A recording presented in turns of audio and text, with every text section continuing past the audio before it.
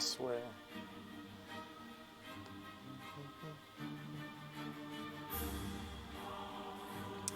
Resets.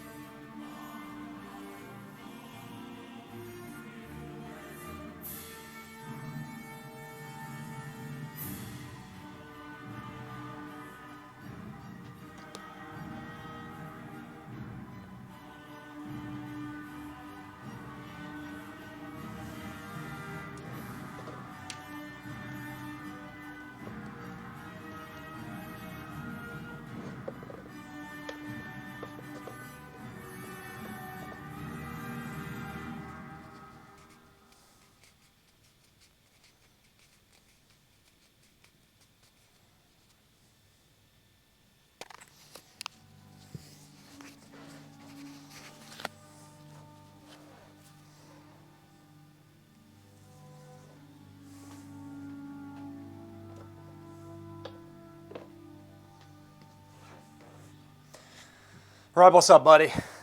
How's your weekend? Ooh, had some red on it.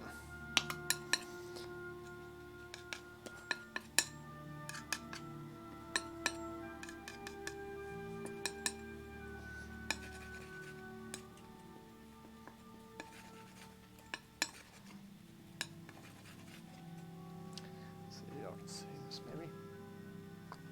Can't really see this, but.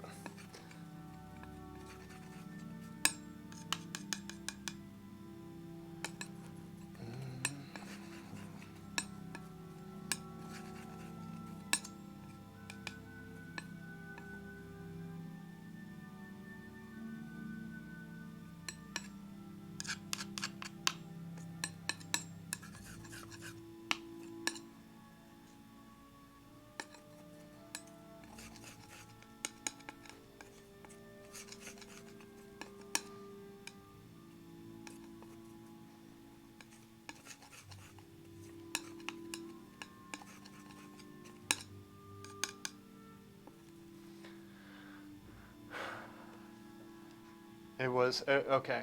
It's okay now? All right.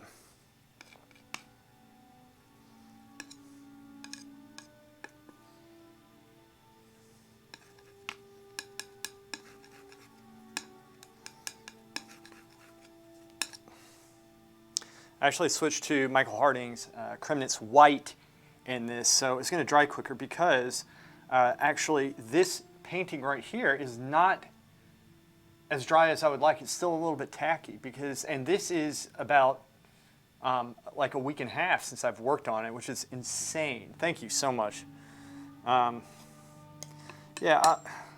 in everything, I want this to be good, so I'm going to try my best to make it as good as I can, work on it.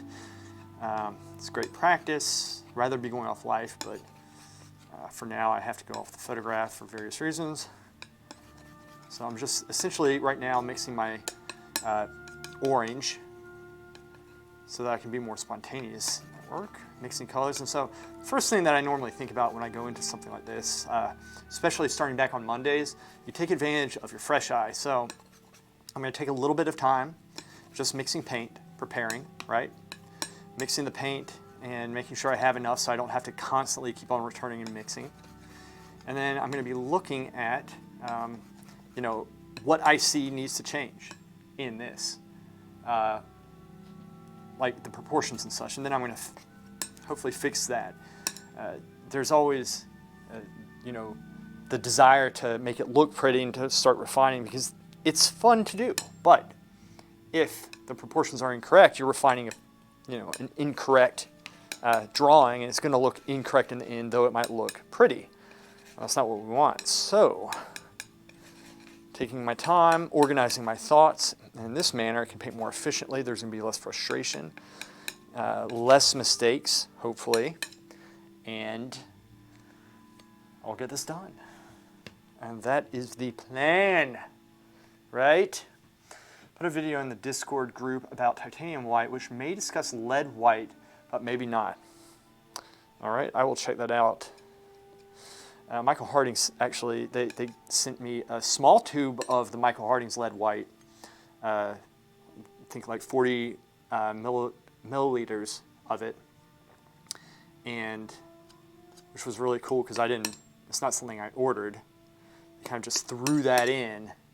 I've used titanium white before. In fact, I have a large tube of theirs, and so this right here is the lead white, the Kremnitz white, and it's with walnut oil.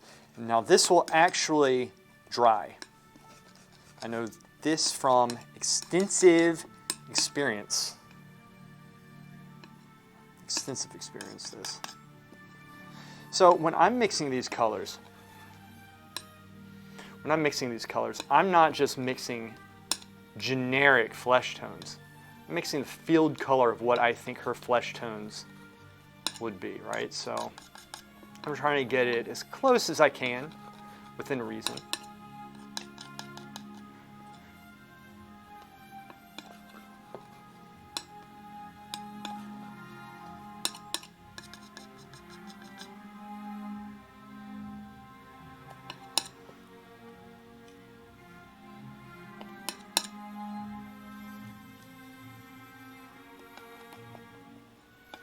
Within reason. There you go.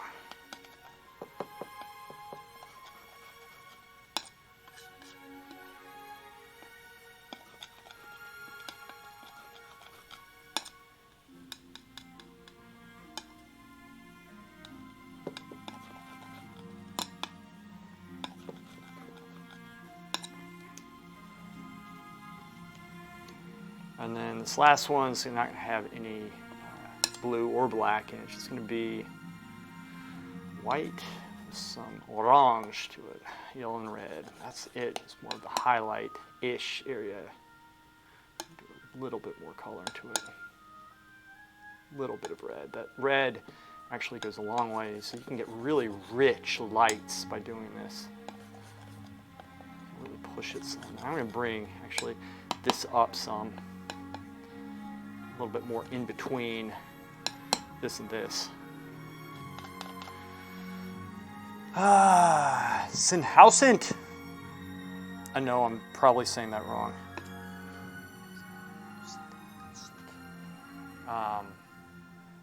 Section though I put the resources section. I'm not the brightest. You have got to stop putting yourself down. Okay. I want to offer a promotion of your channel, viewers, followers, blah blah blah.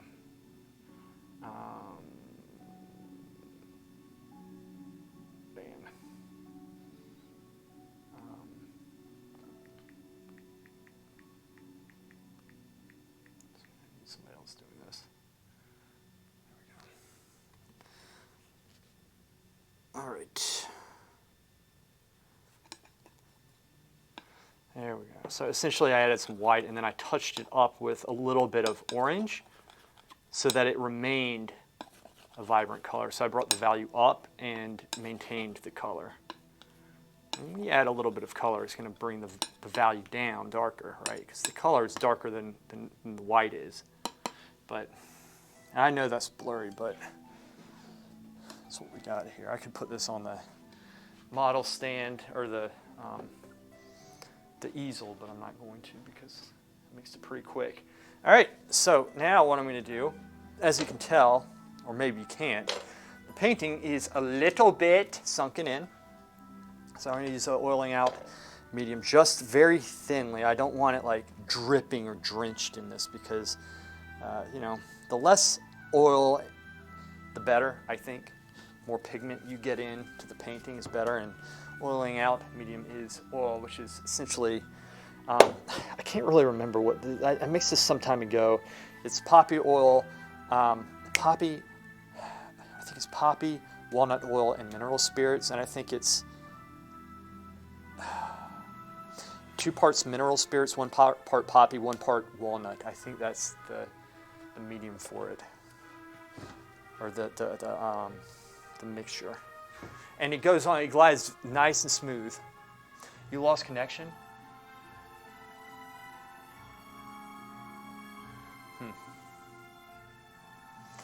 Hammy, what's up? All right, so this is oiling out. So check out the difference here. If I do this, y'all see that? Look at that difference. Now I'm putting this on very thin, and honestly, I should have probably started in the light. So I'm going to flip the brush, and you see it's kind of taking it off a little bit and kind of screwing everything up. Why? Because the paint isn't totally dry. So I'm going to go back into this. And this is why I switched to Michael Harding's walnut oil, because it'll actually, or Michael Harding's Kremnitz white, it'll actually dry, right? Because everything else doesn't seem to. So I'm just going to go to the darks, which oddly enough are actually dry for the most part. There we go. I'm putting this on very thin, and then I'm wiping my brush on the cloth because there's a little bit of residue on it, but I'm not really drenching this, and then I'm going to go in and add some, I'm going to paint over this, obviously. Yours isn't frozen. Okay, it must be Rob's connection. I think he goes off his cell phone. He might be in a place that's not conducive for such high quality streaming. And you know what? Here's the thing. It's okay that it takes some of the paint off sometimes. Like, it really is. I don't mind that at this stage.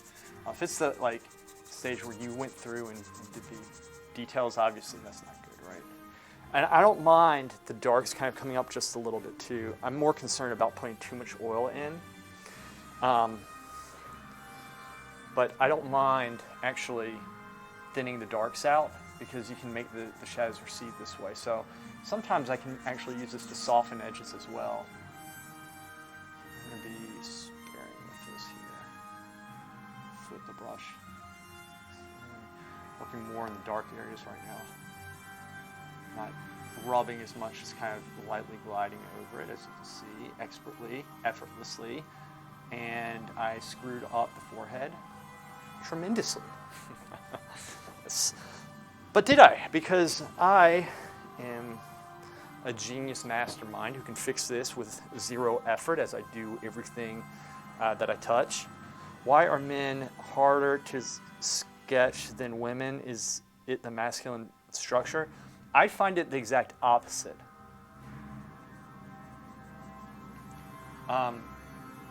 But, however, to answer your question for you, I think it's because you are so in awe in the majesty, in the strength, in the intellect of man that you yourself, with your small woman brain, Hammy, cannot grasp all the said attributes that all of us are basely endowed with, okay? And you just add from there. Our superiority is beyond your reach, I think, is the expert and non-sexist explanation for that, if you will. Yes. Getting back into it. This, we don't want to lose the drawing. Okay, we don't want to lose the drawing. We're not going to lose the drawing. We are not going to lose it. Soften this edge, which I didn't need to do now. It looks like, anyway, do this. No, it's not. It's factual, scientific, reasonable, okay? We're reasonable. We're fair, humble, okay? If I hold the brush like this, it looks more skillful. We're skillful. What else are we? Talking about men, not women, not women. We're very compassionate creatures. We care about everybody. We always use our powers for good. So holding the brush like this makes it look like you know what you're doing. Which I don't need that. I'm just saying I'm pointing out, facts. Obviously, I'm a man. Let's go back into this here. Just dabbing the brush. We are secure in ourselves.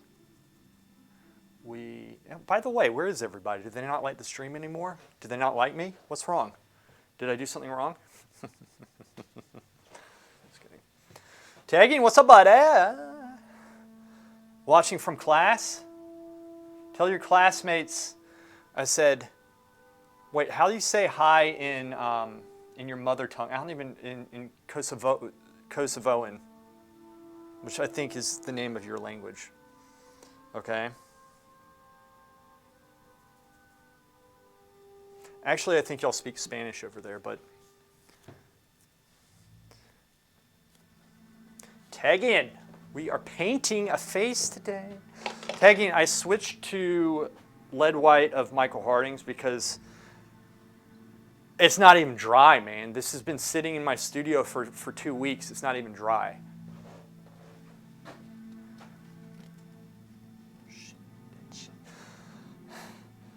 Porcindece. Wait, Persian. How's that?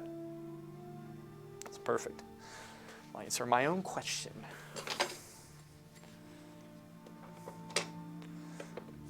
Nailed it. Was that right or was it wrong? Persiandece. Okay.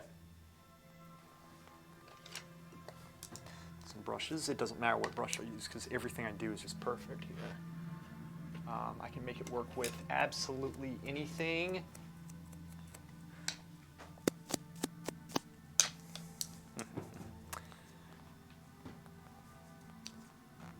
There it is.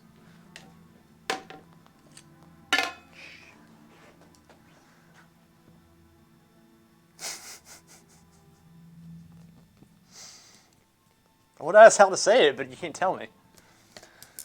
Classmates, Persiandece, but you know what I'm saying. All right. Look, he wrote it, I read it correctly. One of us is wrong. Hello, classmates of the virus of Kosovo. First thing we do, we look and determine what needs to change. Quickly determine that nothing does because it's perfect. Kidding. I think the nose is a little bit too short. I think it needs to drop a little bit. Mouth is a little bit too big. It's incorrectly painted. That's the paint's fault. That's not my fault. Lost form in the, some scholars call this the chin. Lost form there, the shape is gone. That's from oiling out. That's not my fault, that's the oiling out mixture. Thought you weren't saying that anymore. Saying what? Saying what? What are you talking about, woman? Huh? Eh? Squint.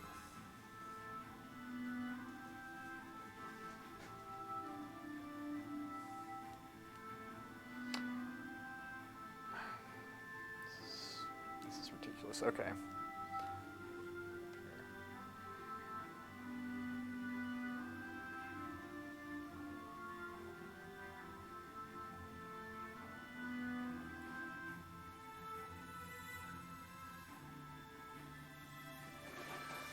It's going to drop slightly. So this will hopefully dry, and I'll actually be able to layer this up instead of just working into it wet like I have been doing, which is not fun. My teacher says, oh, tell your teacher I said hello. Oh, the virus of Kosovo? No, he was saying you got to be careful because he didn't want me to get banned, but they're not going to be banning me for that. Oh, thank you. Yeah, thank you. I appreciate that. drop this down. Now, here's the thing. If I drop this down, I'm squinting down to do this. I'm using my fresh eye. If I drop this and it's incorrect, well, then I can fix it. It doesn't matter. It's fine. We just can't panic. That's what we don't want, is panic. Right? We just can't panic. Just got to play it cool. Play it freaking cool.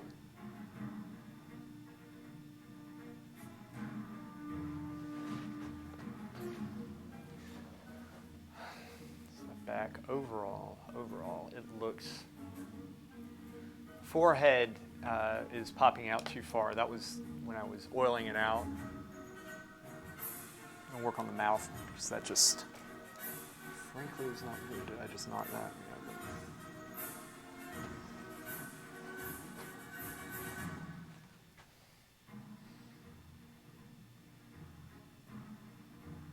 it goes here.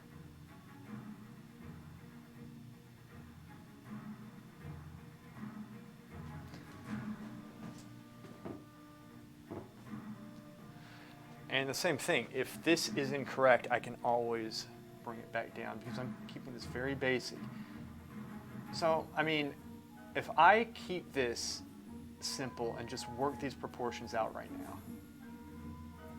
bring this down just a little bit. Squint down, it has to work while I'm squinting. Which it doesn't yet, but it will. If we get these proportions, then it's going to come together pretty quickly when we want to tie it together with everything else. But you spend time at this stage, right? You got to spend time at this stage so that you get this stuff correct, right? You don't want it to be nice and polished but incorrect, like I said before. I always say that. So bring this over here. Going across the form. It's there. So that makes it come up.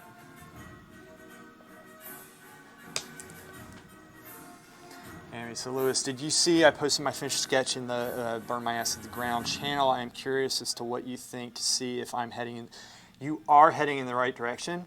And the reason why I like that one so much is because you really are focusing on that block-in stage. Today I'm going to be working on a block-in video, which Tag-In actually asked me, or rather we were talking about last week and I did a stream on it.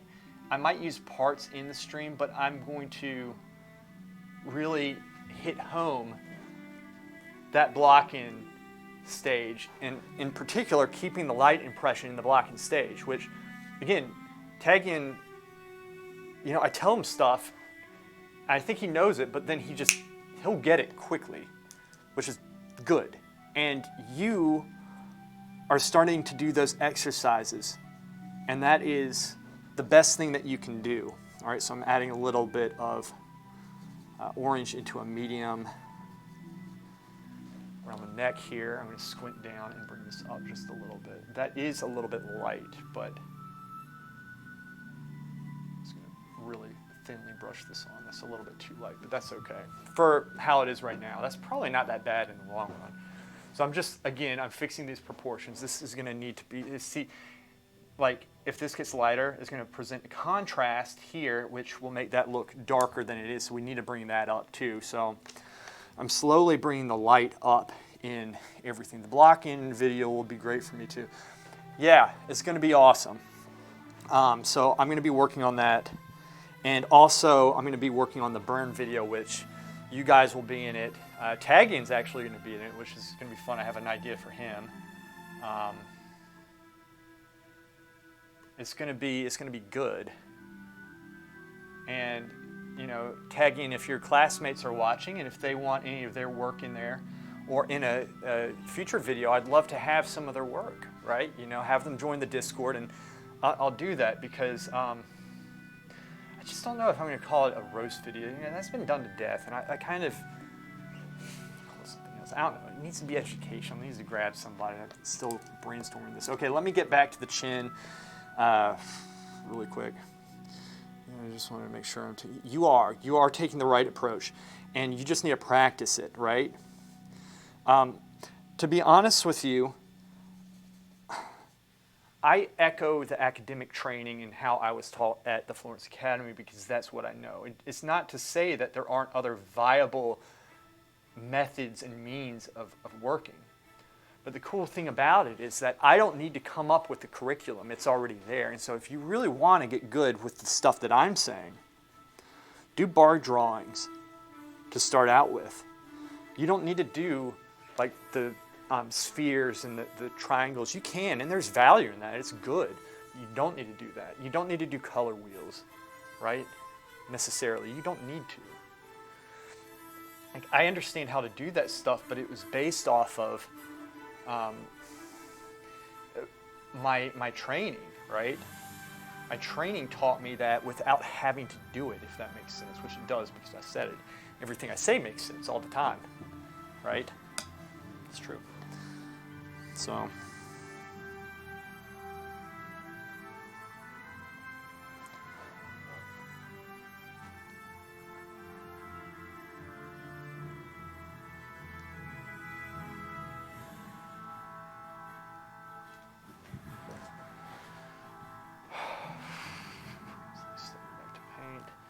somehow I'm making her look like a man.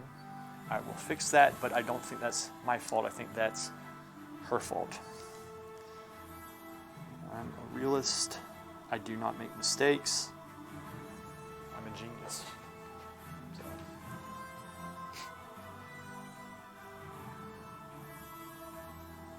Let's do that.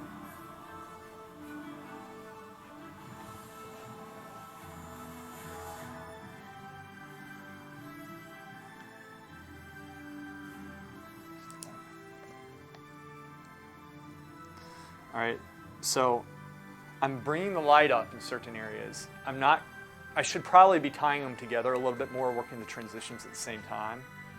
But I'm kind of working all around right now, trying to get the main shapes correct and what I see, because again, I have not worked on this. I didn't work on this last week because this, like, I know I just oiled it out, but look at this.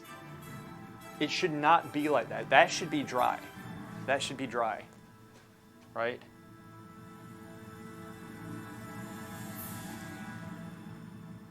Try not to obscure this view for y'all too much. See, my biceps are just so huge, and I don't want them to like be getting in the way of this, you know.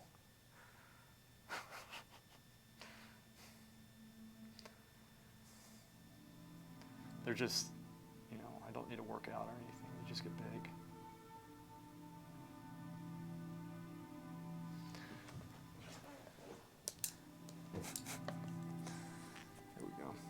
So I'm working with essentially 3 brushes right now.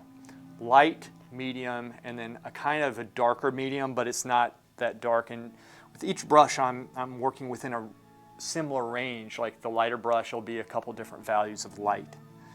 So it gives me a little bit of flexibility that I'm constantly, as you can tell, modifying the brush width and then going in, working in the appropriate area. And that's how I think about this.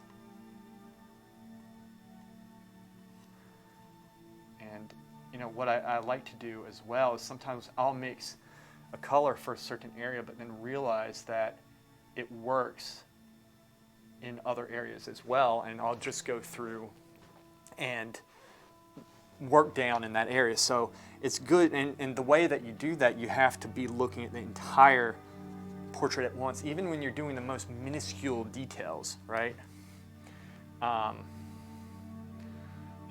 What does overworked mean, please? Does it mean overblended? Yes, that's what I mean. Overworked. Overworked means blending too much.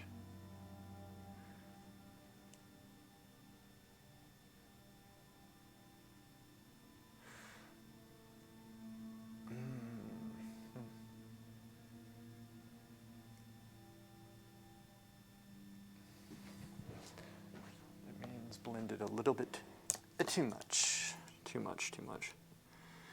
And so if things ever get overworked, step back here, squint down, and go up and put brush strokes on slowly. You notice I'm not painting like really quick. To make a brush stroke that looks quick, you don't need to do it quick. You just go slowly and think about what you're doing, and normally it'll come out looking much better than it otherwise would.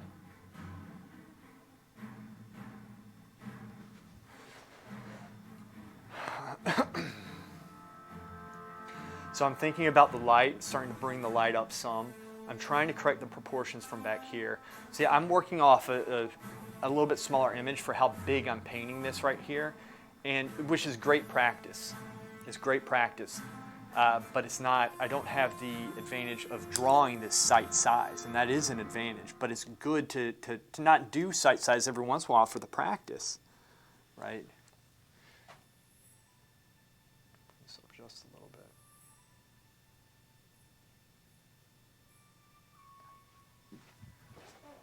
All right. Oh, do we have oil spillage? I don't think so.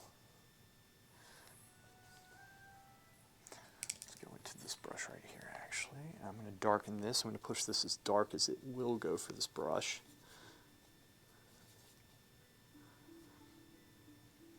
And what I'm going to start doing, once the drawing becomes more correct and the light value starts taking shape, I'll start pushing, and maybe I'll start doing that right now, start pushing the warms and the cools with it.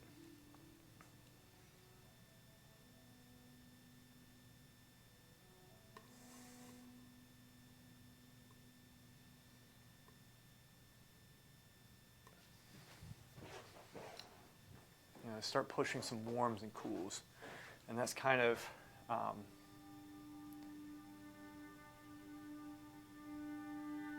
how we can go about this, just using different strategies. You know, we don't need to always paint it the same way every time. We can approach things differently, which, you know, especially when you're first starting, I really encourage trying to do. I mean, obviously you don't want to, you know, overexpress yourself or try to alter reality. But that's kind of a side thing. But you do want to try to learn as many techniques and different approaches as you can within reason, right? That fit. 1 second. Hate when I lose track of my pencil and eraser, then look everywhere for it, only to realize they were right in front of me. You have to uncross your eyes. That'll help, Hammy.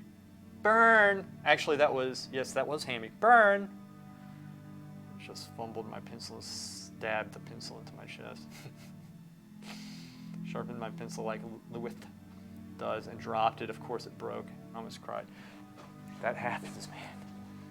Everybody does that. Okay, let's fix that mouth up some. I'm going to start working on the mouth a little bit more. I'm going to get actually another brush for this, maybe something a little bit smaller. Or I could, you know what? Where is the brush? This is fine.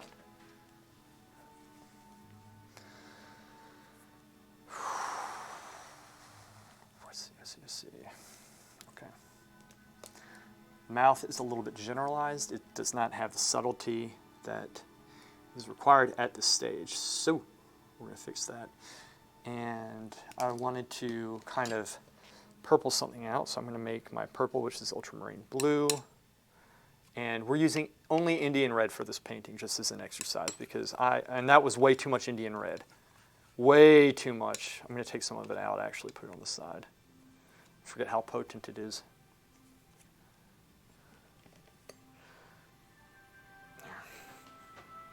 This is where I kind of mix it up here. And a little bit with this stuff. This is a Blue Ridge, goes a long way.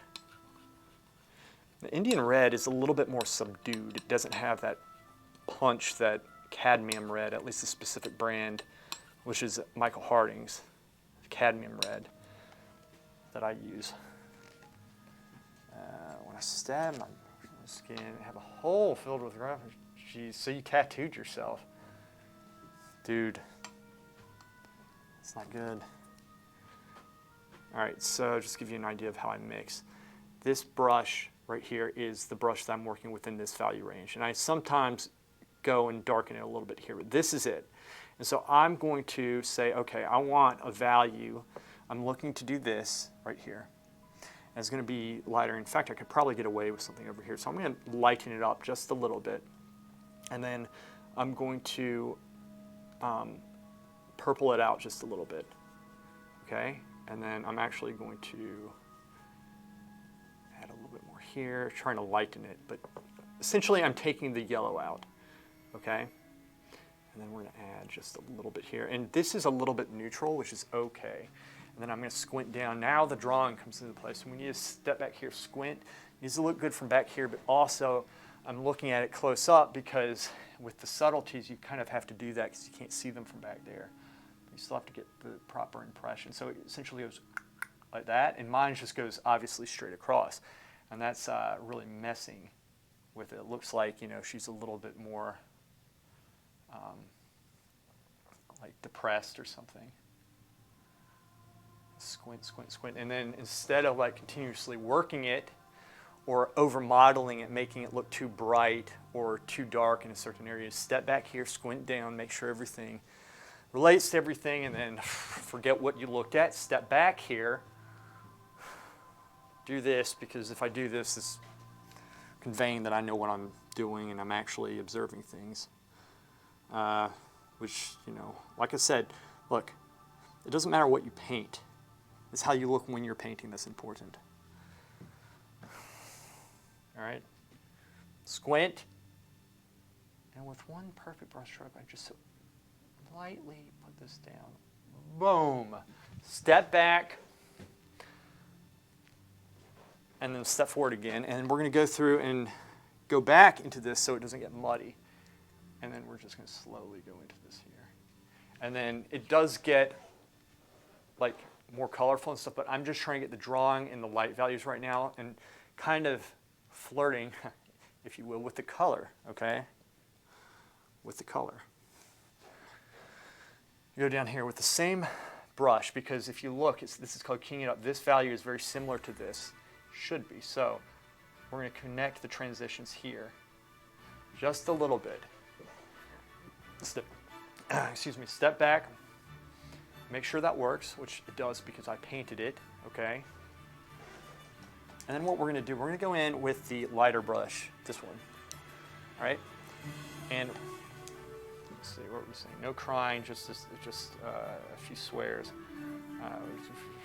You match the skin tones so well, it does seem like magic, but I guess it's because of your experience and understanding of color theory. It's practice, and let's see. I need to see how it looks on stream because it always looks a little bit different. It looks a little bit washed out on stream, like everything's a little bit brighter in the lights than it does here. It looks a little bit more even in reality.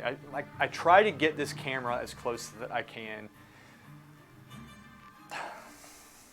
but I don't know how. But it's looking okay. But it's from experience and all those things. All the things that I teach here, everything that I teach, right? Now when I'm painting, I'm constantly trying to think of how I could do it better. And I sometimes see that I'm not doing it how I want. I'm going to push this light brush. And I can do another light brush, like a highlight brush. Something like that, and then I'm going to go back over the transition. I'm going to darken this brush a little bit, add a little bit of Indian red. Because you darken it, but then like you want to work the value, darken or lighten the color, whatever color, and then you want to put actual color into it. Two-step process. Otherwise, it's going to look grayed out. And then we're going to go back in. And I'm just going with the form here. I'm not going across it yet. I'm doing subtle transitions, all right? Now, my main concern is not necessarily, it's secondary is the technique, really. Maybe I should be paying more attention to that and working on that because I do need work on that. But my main thing is getting the light impression. That's it. Let's take this color up here and start putting some up in here because this is a little bit lacking. And there is a little bit more color, especially up in here.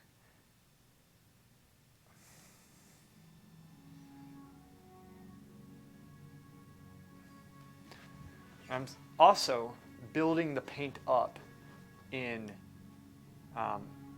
the light areas, right? Slowly building it up. Now with this paint, the reason why I like lead white and the thicker paint is because you can do that. You can do that. And the reason why I don't mind oiling out the way that I did is because actually when I do that, especially in the darks, when I oil it out, right? As you can see around the edges here, it's chalky. That's not paint, that's actually oil doing that. I oiled it out. It thins that area as well, and then I can go back into it with a thin layer of pigment, right, of dark, and really make it recede, but make the lights hopefully pop in a sculptural manner. That is really the idea. So I'm thinking about, you know, the three-dimensionality of it actually popping off. The Russians, in fact, like I went to Moscow and they're in St. Petersburg, and it looks like they were sculptors who were painting. Like, it's not just like, okay, it's, you know, in the lights, it's nice and thick. And they're actually thinking of the bone structure and the anatomy, and it pops out accordingly. It's amazing. Student work, a lot of it was bullshit. So it was ridiculous. Okay.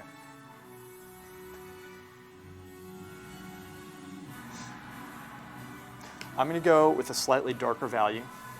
I'm going to go with this brush right here, and I'm going to go in between these, and I'm going to be working this area right here a little bit. Now it's looking very scratchy. Maybe a little bit too scratchy. Maybe I should clean that up a little bit. And as you can tell, I am slowly adding some color. This orange right here is simply between the yellow ochre and the Indian red, and it just makes it more spontaneous, right? I don't know, this is dangerous. Elastoplast should draw. Band-Aid, I mean. Oh. Who is that? Is that a, what are you talking about? Okay. We're thinking about the anatomy here. So I'm keeping this a little bit darker than I think, right? And maybe this is the correct value. Perhaps it is.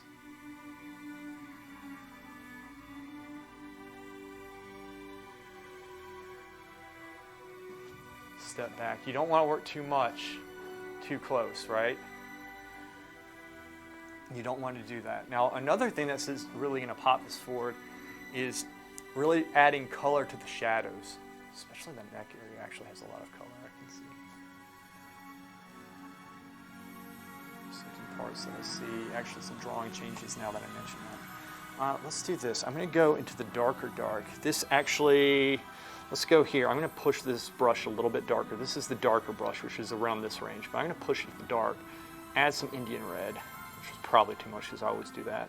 And a touch of walnut oil here because I can't really see. Okay, that helps me, but I don't want to put too much in because it could be too thin.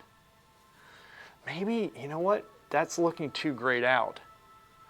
Maybe what I should do is go with a darker brush here, and instead of just adding some yellow, which the orange had, see how the red does it. So just essentially, it still has some yellow in it, but not as much. I'm going to try to lighten the value with red. Let's see how that looks. Just a touch here. Let me try this. Let me put this on.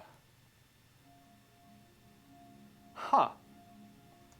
Wait a second, that was something about my art. But I'm going to put that on. I'm fluent in American. Some drawing salads, so. Okay. This is it. This will be slightly more transparent. And this is actually what I wanted. So take your time in mixing, and that's very, very important. And make sure I'm keeping it relatively thin, and I'm going over this very slowly, okay? And that was kind of a mess up, but that doesn't matter. This is all very fluid right now. So this was the brush I was using, which was the same value of this, but it contained more yellow, so it was less red. I'm going to go in with a lighter value here to make it turn, and I'm going to add some Indian red to it right here, because there is quite a bit of Indian red. Then I'm going to come here and let's paint like this because it makes us look like we know what we're doing. And let's put the wrong brushstroke down, which is what we did. Actually, I enjoy painting that way, and there's nothing wrong. In fact, if you are getting too tight with your painting, it's good to hold your brush like this or like this even in the paint. And you'll want to fight it, but it's a great way of loosening up. And that's something Daniel Graves taught me to do.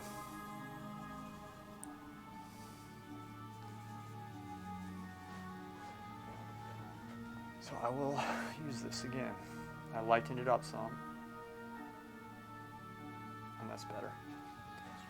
A little bit. There we go.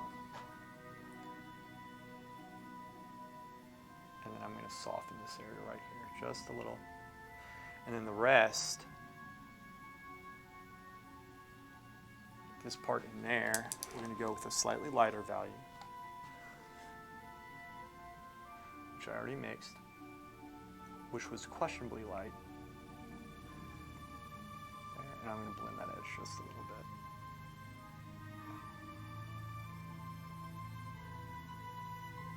That's how you can kind of make it turn some, which that area in general is a little bit too light. So I'm going to actually bring some of the dark into it again. Give me a second. Sometimes I get a little bit too technical and I just need to like be a little bit more fluid with my decision making and painting. There, and then I'm going to bring the dark up. And that should fix it.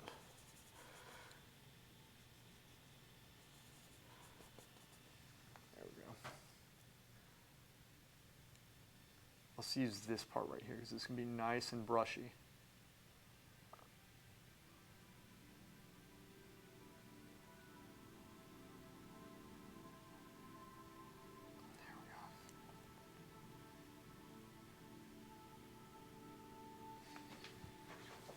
Better.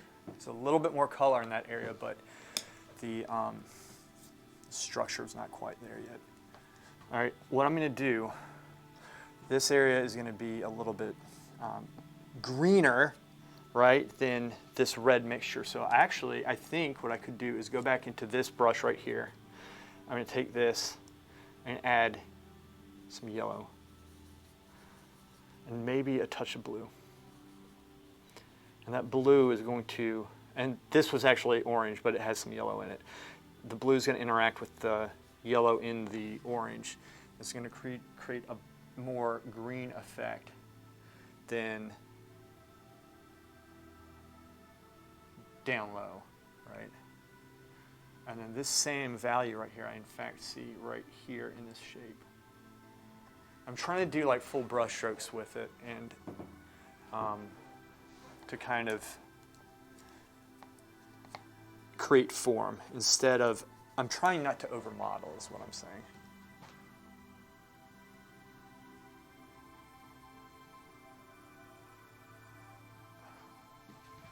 Trying not to overmodel.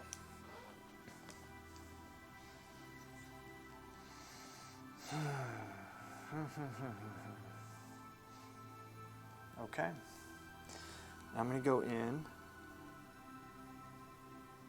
and start working the transitions around this area right here, right underneath the nose. Is the paint transparent from the tube? I'm wondering if you can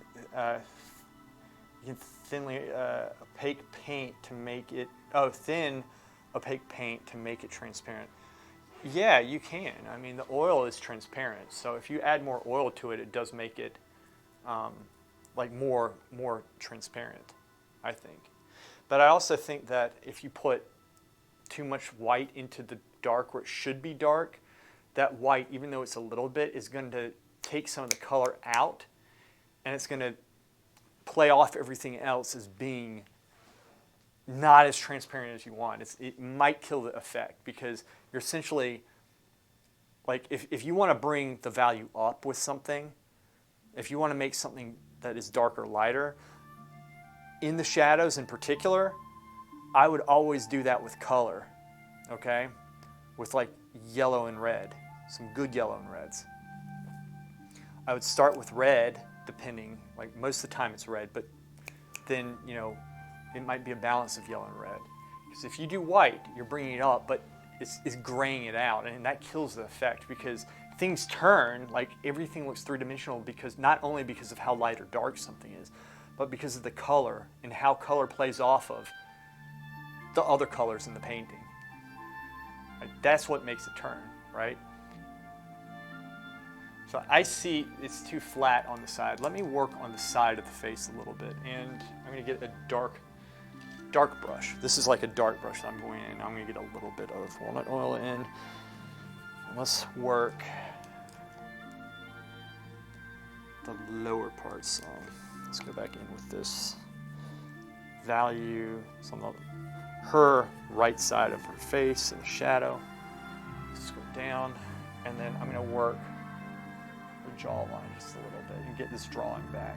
We've lost this. Because it kind of goes like that, and mine's too straight down. Like I cut her jaw off. And this reflected light piece underneath, I normally try not to do. Like, most people will over-exaggerate this reflected light. I like downplaying this some, and it's just a personal preference. Work on the large crucifixion painting? Yes, I am. I've been really distracted and backed up in my work in general. And that is a painting that, frankly, I need to be getting paid to do that type of work because it takes so long to do. So long to do.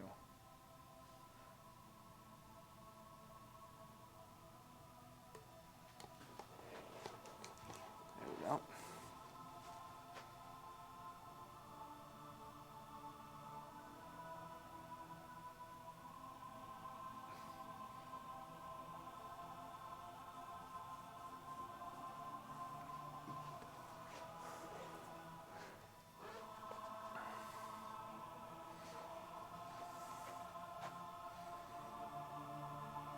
Bring this neck in just a little bit here because it goes down and then it comes out like that.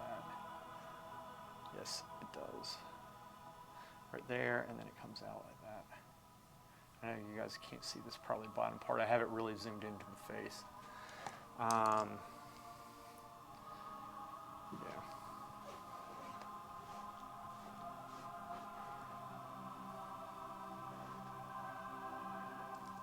I'm going to start bringing out some detail in the eye socket area.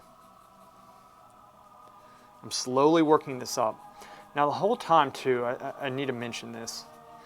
I am trying to think of how I want this to be down the road. So I'm applying paint, not necessarily to get it done today.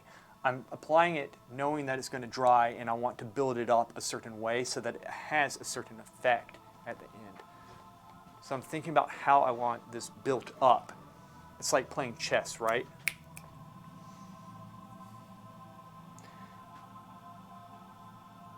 You know, you try to do a couple moves down the road. You think about how you want it to look, right? And so here's another thing. Like when you paint, and this will come over time, it is helpful, especially after you get some experience with it. The first thing to do is just to get started and just to mess up, not worry about it looking good. That's the main thing if you're first starting. But later on, you want to say, okay, if I do this, what's a way that I can undo it or fix it, right? So don't just put stuff down and then you're like, oh crap, I don't know what to do. And sometimes if you're in that position, fine, that's a learning position. But it's good to have an out. It's good to have an escape plan for something like, I'm putting this down, I know I can fix it. Okay, how can I fix it, right?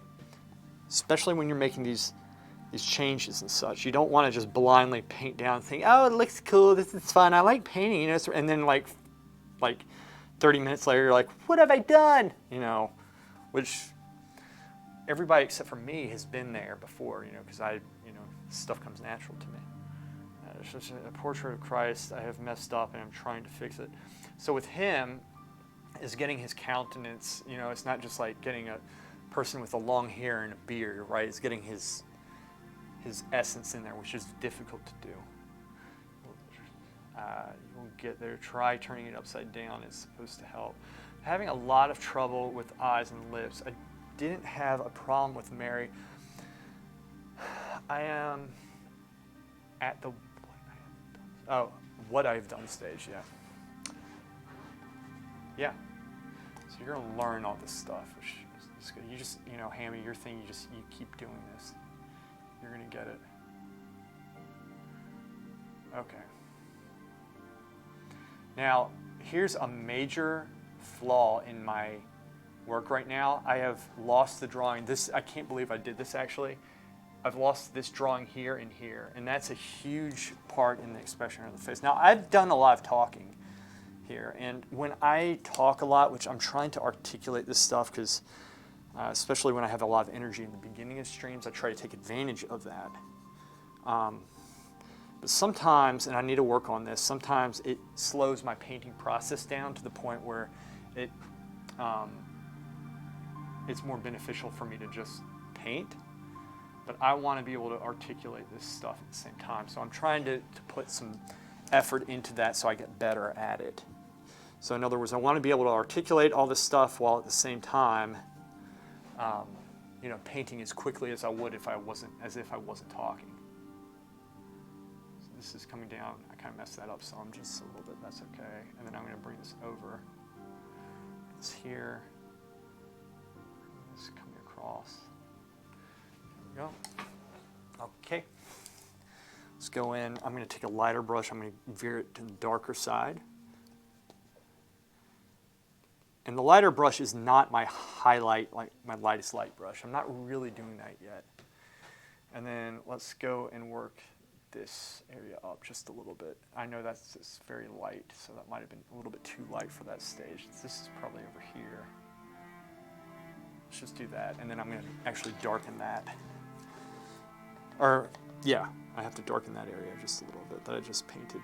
I'm going to go in with my next brush that's not that light. It's the one right next to it. I got the value. Now I'm just going through and adding the color. I'm going to squint down because now the drawing comes into play. I'm going to go here, put this down, and then really think about how I want this painted in. And then go over this part right here, which it should mix just a little bit with. Over a couple times, there. Slowly turning it into the light. So I'm stepping back here, squinting down at the same time to see the overall impression. That should help me to not over-exaggerate this. It helps me to find the drawing too. I'm thinking about the anatomy. I'm not just thinking about color or brushwork. I'm trying to keep all those things in mind. So it's a juggling act, right? Painting is a juggling act, but first you have to learn what to juggle, right? You have to learn, look at the anatomy. You have to learn how to build the paint up. You have to learn how to build the painting itself up. What process, right? That's why bar drawings are so important. Brushwork, you have to learn color. You have to learn how to organize your palette. And then you have to learn, obviously, how to apply the paint.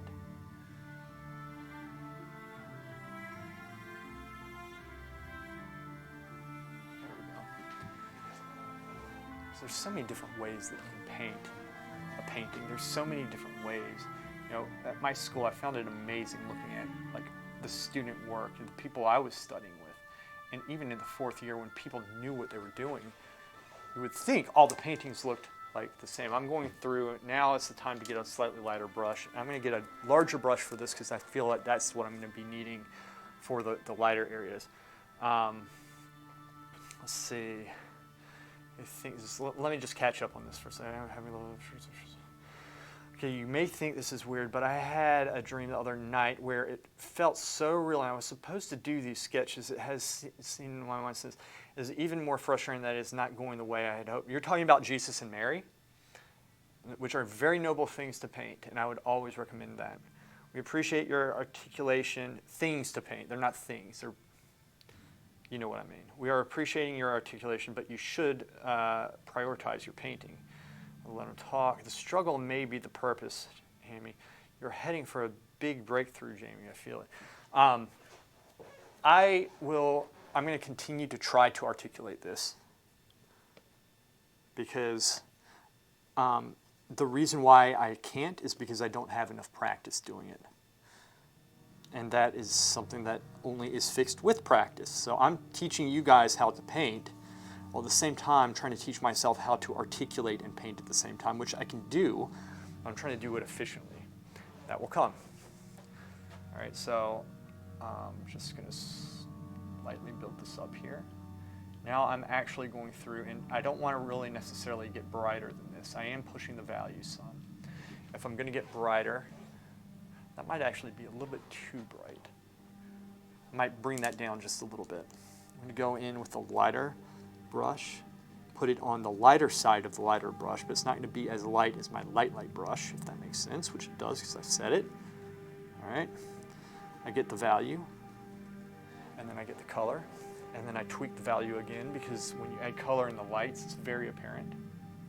I'm going to take this, place it down, and so it doesn't get muddy, I'm going to go back into it, into my palette, lay that down. I'm going to push this now. I went from here. This is the brush here. I have another brush for this area. This used to be the lightest brush. And this normally happens, and I did this by design. So I'm going through getting the value, and then just tweaking it with the color that I think it is. The forehead, which is up top here. And we're just going to go through and slowly, I'm going to step back and see this. And here's another trick. I'm going to work on this a little bit more up top. And then I'm going to switch it out. So I'm going to take this, lighten this some. And a touch of red. It doesn't take much. I do this thing where I scoop it onto the brush. I'm going to step back. I'm going to observe. And then I'm going to come back up here. Place this here, which is actually what I want,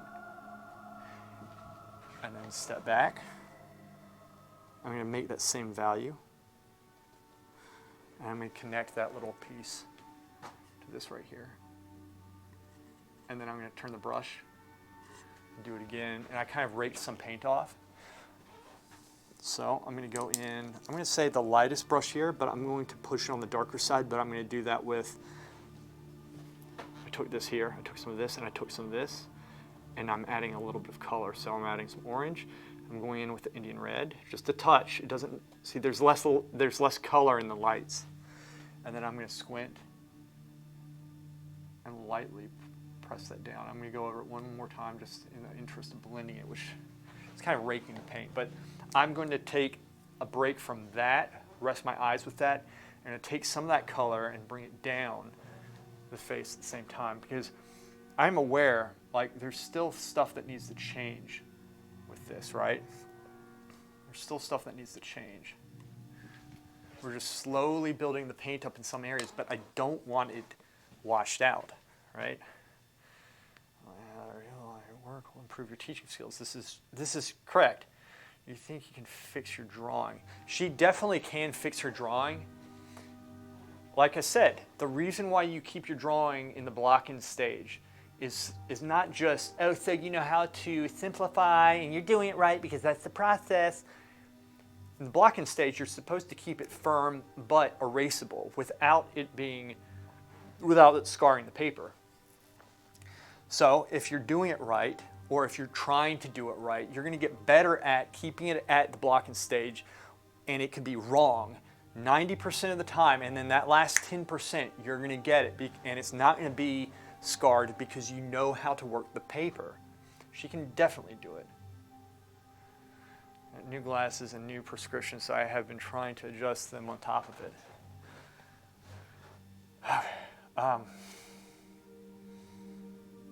Okay, so going back into the nose. I'm going to go to the next to lightest brush here. I'm going to try to show you guys this from up close. So what I'm doing, I'm working right here, and I normally start darker. I'm thinking now about the color a little bit more, and I'm also thinking about the thickness of the paint a little bit more. And keep in mind, even if I get the painting looking pretty good, I can always continuously layer on top of it still. You can paint it as long as you want. You know, you can paint it, then sand it down, then paint, get a nice effect with it. You know, Anders Zorn does that. But he's a very minor painter compared to me, so amateur, whatever. I mean, most people are in IMO, as the millennials say.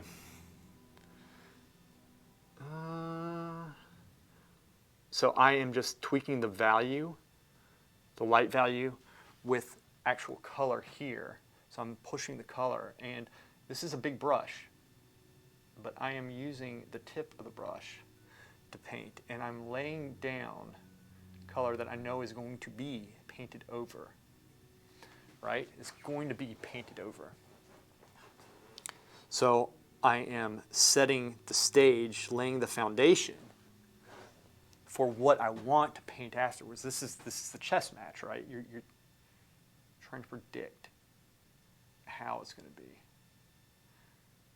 And I'll work these transitions here because that's going to be required, right? There's no transition that I have yet. Or the nose, all right? Now, I am curious. I am working with this value right here. And I am pushing this red, and this red in particular I have pushed. I want to see if I can find on the cheek if this works, because the cheeks normally have some red. And this is on the lighter value. That was too light, and that in fact was incorrect. So I'm going to bring this over here, turning the brush just to get the paint off. So it lays as thick as I want. You don't want to, like, sometimes when you paint too thin, it grays the paint out. All right, so here I went with this brush right here, and I am going to really saturate it with this Indian red.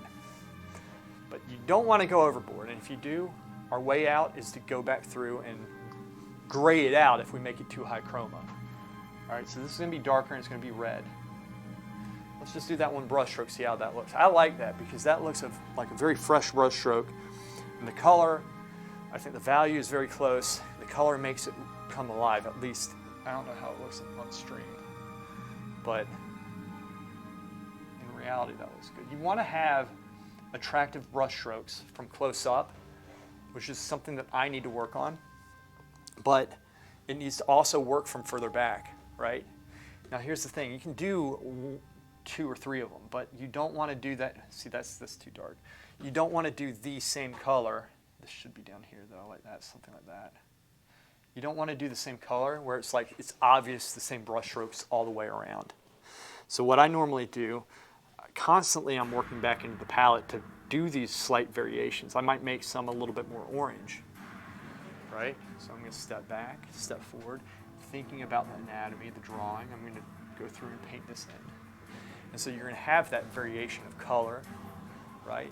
And hopefully, if you're doing it right, you're getting the value correct as well. I'm going to bring this down here. Yeah, something like that. We'll keep on playing with that, and then what I can do is connect that top piece with, actually this, I'm going to bring this down, so this is going to get a little bit lighter there. Just one stroke, right? So they're nice fresh strokes. I'm going to go back in my palette, get the brush correct, right? And then we're going to go back in, squint down, realize that I don't know what I'm painting if I'm just looking up close. Step back here, think about how I want to paint this. I'm going to do another brush stroke right here, just trying to make it look like the brush stroke. Boom, and then kind of pull it, but I stopped short and I didn't pull it correctly. So there's kind of like a transition I'm missing now because of that. But how do you fix that? We can go through and repaint the dark, or you can make some slightly darker value here, and then subtly go 1, 2. Realize that didn't work, and it looks like she's getting her face raked off, so I'm going up in here with the same brush without wiping it off, because I think that's the color I want. There, realize that that is also incorrect.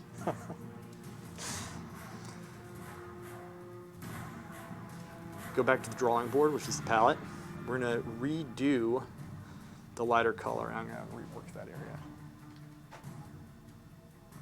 I'm gripping it really high up on the brush right now, there. And then I'm going to go back in with a darker value and work that transition just a little bit. But I'm going to make this value right here, which is here. I was just working here. I'm going to take this, get the light first, and then I'm going to go in with the color. So you get the light value, and then you go back into the color. We step back, we look, squint, get the impression. Then I go 1. And then that's a good value for here too, so I'm going to put this here. And I'm just going to leave it like that for now. I'm going to come back to that. Izzy, what's up? Get the heater going. Wait. What did I miss? Let me start on the new. Oh yeah, with the millennial comment that says, feel old when I have to look shit up to talk to my kids, more specifically my daughter. He's up all the time. Yeah, it's going well, Izzy. How are you doing? 45 and rainy. Stacking the blankets. There we go. All right.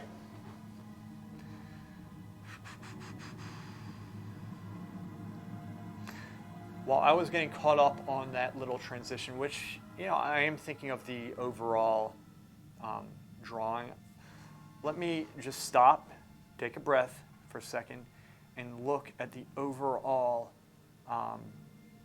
you know, just everything. I'm just going to take into account everything right now, just absolutely everything. So give me a second. I just need to, I'm going to go through and see. Okay, her chin's a little bit off. I see what needs to happen there. It needs to come up. Okay. All right, so there's some work in the chin that I see needs to happen. That's good. Her cheek needs to come in actually a little bit in the middle, a slight bit. The length of her nose might be good, but the tip is kind of messed up, and because I didn't work the transitions, that's not correct. Has a lot to do with actual transitions, and her forehead is looking like a drive-in movie theater.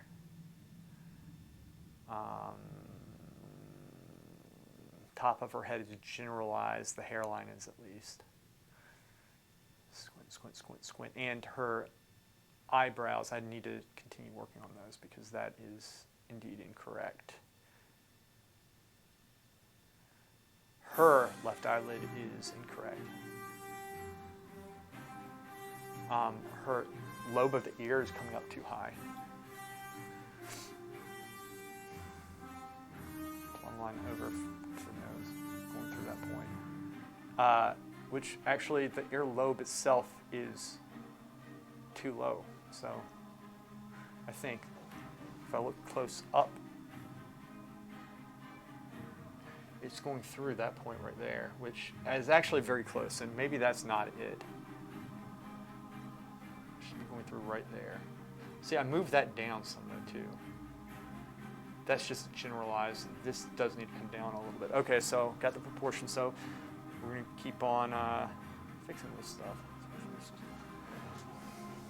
All right, so let me fix those things. I'm gonna try to fix them as quickly as I can. I'm going to go in with the darkest dark, and I'm going to make it very transparent, but lighten it just a little bit with Indian red, so there is no yellow in it, and that's what we're going to be using for this shadow right here. So it really recedes, as well as bringing this down just a little bit. Okay. The whole house from top to bottom. Okay. Let's see how that looks. It's looking a little bit better. Bring this down some. You know, it does come to a point sometimes it's just you need to refine it. And I don't think it's quite there yet, but sometimes with this type of stuff, y'all can't see this, I know, I'm just fixing one thing really quick. It's just, I just brought the neck in just a little bit because it was looking a little bit bullish.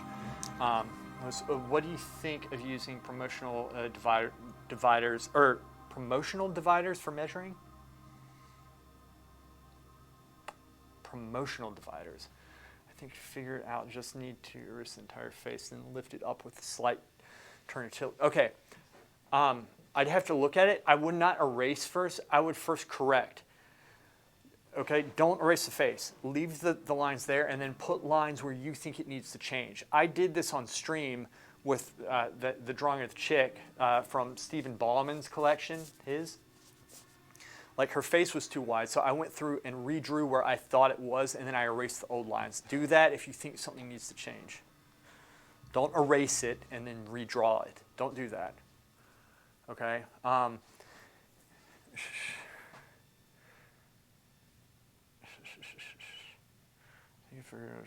But where are you talking promotional dividers, though? I will wait. Are you talking about like a plumb line or something? Drawing it through it and then just like dividing and measuring off of, which is a viable method. It's fine for practice and you could do that. And in fact, in bark drawing, that's what you do. However, when it comes to portraits where I'm at right now, that's harder to do in real life. Like you can drop a plumb line, like, you know, in the model stand or something and always line the face back up and use that. I try not to because I'm not always going to have that, you know. But plumb lining, that is, when you're first starting, definitely do it because it's great practice. All right. I always make a lot of these corrections here.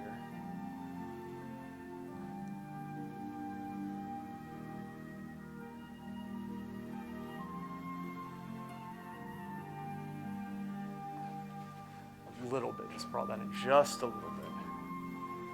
Okay, got that. Okay. And then this needs to come down just a little bit. Like that.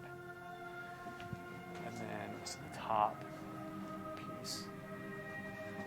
This, I'm actually going to darken this up top a little bit, but it does come down and over just a little bit.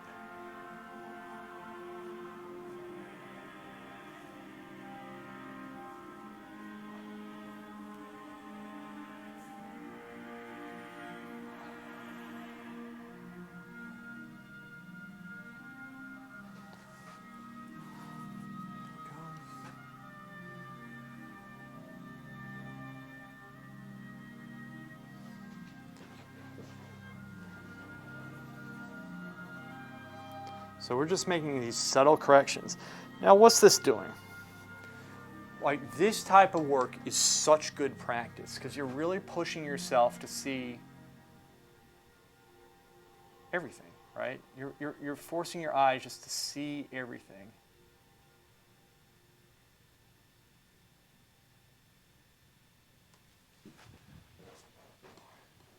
To see the subtlety, right?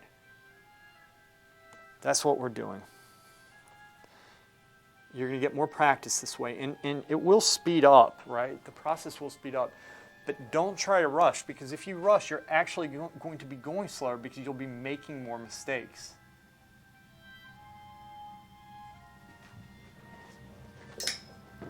You know, and the thing is with this stuff, you notice like a lot of these like brush strokes, a lot of them are straight strokes because when I'm going through and working these angles, I'm trying to see the angles, but the subtle angles at the stage, right,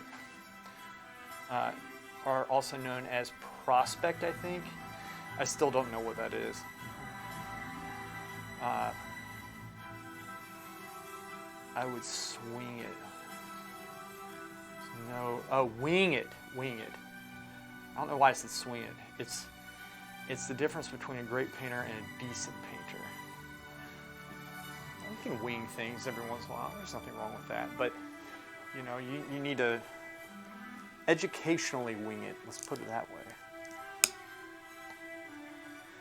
You know, you always want to learn, right? Always want to learn. Okay, which one? Okay, I'm going to go in and work the. So this area right here, like this area on her, normally you play that down some. And I am going to play it down some, but it does need to be a little bit more prominent than what I have. And maybe I just need to work this area a second. So I'm going to darken that a little bit. It's going to be needed. It needs to be darkened a little bit more. So I'm going to take the same brush. I was working here. I took the same brush. I did this. I got the value, and then I'm going to go through and get the color in it, right? So two-step process. Maybe a little bit darker because I think it needs to be darker and a little bit more color. Color, I mean red in this case. Of course, some perfectionists end up overworking or changing the wrong things. This is true. This is true. I don't think it has to do with being a perfectionist, though. We're talking about a method of working, that's all. You know, like, you can be deliberate about stuff, right, without being a perfectionist.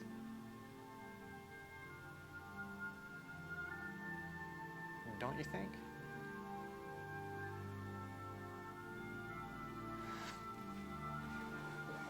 Step back, see how that looks. Okay, that looks pretty good. I'm going to go back into the lighter color I have right here. Add a little bit of color, some red. And then I'll read that in a second. This comes up just a little bit here. This might be a little bit too dark, which I can make it lighter, but I'm just going to leave it for now. Okay, and then I'm going to bring actually the light up a little bit, right below that area, because it actually does go up some, which I don't have. Like, it kind of comes up a little bit more than I have it. I'm going to soften this edge just a little bit. See? And then I'm going to take some of that light and lighten this. This used to be my lightest brush, and I'm pushing it on the lighter side, right? And I'm going to bring this color over this way. That. And speaking of color, I am going to bring some of this here and here, because this is a little bit grayed out. And then what I'm going to do, I'm going to go over this with more of a highlight. Okay, so this area, let's work that up just a little bit. Okay. And go in with the darker brush right next to it, which is what we were working with this area right here on. And if you look, this area right here is close in value to this here. So I'm going to actually take the color that I have on this and place it here. I'm going to squint down while I do it, make sure I put that stroke in the correct position. Go back in the palette so that my brush doesn't get muddy. Squint down close up so I know what I'm looking at. Look back to see the overall shape where it should go. And I think this brush stroke goes something like this. These are transitional brush strokes, so very light, something like that.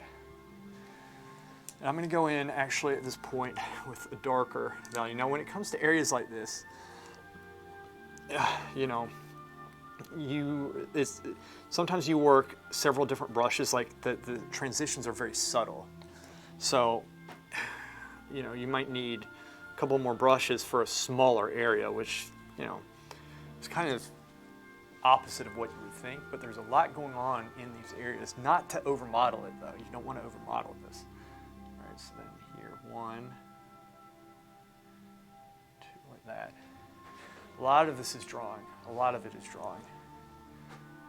Okay, and I'm actually going to go over this here a little bit, and then I'm going to come back in with some light into it. And then what I'm going to do, I'm going to take the same value here, which was about right here, and I'm going here with this. I'm going to add red. In fact, I might be probably should do this with the next brush down, meaning the darker brush below this, but I think I might be able to get away with this. Essentially, there's a very, I'm trying to shape this area right here. Yeah, maybe I should just use that other one. And then let's soften. Let's go in and soften this. I'm going to use it using some Indian red. Keep that value, but it's very warm and reddish here. And so we're using these kind of big brushes for these areas, but learning to use the tips. I know this is obscuring y'all's view, but this is how I have to paint this. I have to get this angle correct here. Squint down here just a little bit. I'm trying to think of how it will look back here. That does not look good. But that's okay. This is stuff we can fix. I mean, these are the transitions. If I really want to, I can start using some smaller brushes. But I want to try to challenge myself with the larger ones right now. Just work from this side. I see what needs to happen. This part actually, I take this darker brush here, make it a little bit lighter, add some Indian red and then some orange, which essentially is Indian red and yellow ochre. Squint down. Whole shape, not just that transition. I'm going to put the nostril in. It rounds more than I have it. There we go, something like that. Now, let's go in with the nostril. I'm going to go actually with a pretty dark brush here. Actually, I'm going to go with the darkest dark, but I'm going to add Indian red to it to really make it, saturate it with red. And that's what I'm going to use for the nostril, because there's a lot of color in the nostril. And Sargent's very good at showing this. And putting this in will really help. And this is like, if one little thing's off, I need to see how this looks from a distance. One thing is off with nostrils, it's just like, okay, I see kind of what needs to happen. It's not right yet. It's actually, I mean, it's close, but it's just, there's stuff that just needs, oh, I kind of messed that up. And then this, I'm going to just slowly blend this and darken this part just a little bit. Something like that. That's looking a little bit better. We're just working this up. It's working it up. Z. Let me catch up on this. This is just, it's like two sticks joined by a movable rivet and swings open to form an X shape, and it's used for measuring and scaling. Yeah, you can do that. That's fine. I'll tell you my my views on that stuff, which is good. They're good to use. With paint, you want a small mistake. I feel like with paint, you want a small mistake. With colors to add more character. Yeah, I agree. Like, it's nice having character and looking brushy, but you don't want it to look stupid at the same time, right? Because that mistake could be too much of a mistake. It has to do with like how it was painted. Sometimes, like I said, being deliberate, I think it really helps, but you definitely don't want to get like so deliberate that you're just like so tight, in which case, yeah, just wing it, loosen up, but maintain a healthy balance. I'm glad that you decided to host the stream today. Since I have the day off, I can actually enjoy the stream. Good, I'm glad, very glad. So my views on like the correctives, whether it be the plumb line or the what do you call it? I already forgot. The promotional, that type of stuff. Those are good, especially when you first start, to train you to look for the angles, to look for the distances, to do those things. But when you do that, you should be training your mind and your eye to see it at the same time. So, like, in other words, the horizontal line going across, the vertical line, or plumb lining, for example, where does, and obviously, dude, this is so poorly painted, but this point right here, where does it go through the eye, right? Should be over that way a little bit. At least this piece, like this transition needs to come in. Anyway, my point being, like being able to plumb line, and soon you can do that mentally, but if you're doing that like using these tools, is a good way to learn to look for those points. But here's how I would do it. I would not start by measuring and then drawing. I would first draw, and I would draw for like 30 or 40 minutes. And however long it takes you to the point where you can't see anymore, and then you work past that point still, and then you still can't see anything. And then that's when I would go and use those measurements and correct and learn to see things differently. And then once you figure out, okay, this area is too big or too small, don't just go through and change those areas. For example, if the face is too wide and you found that through doing a plumb line, right?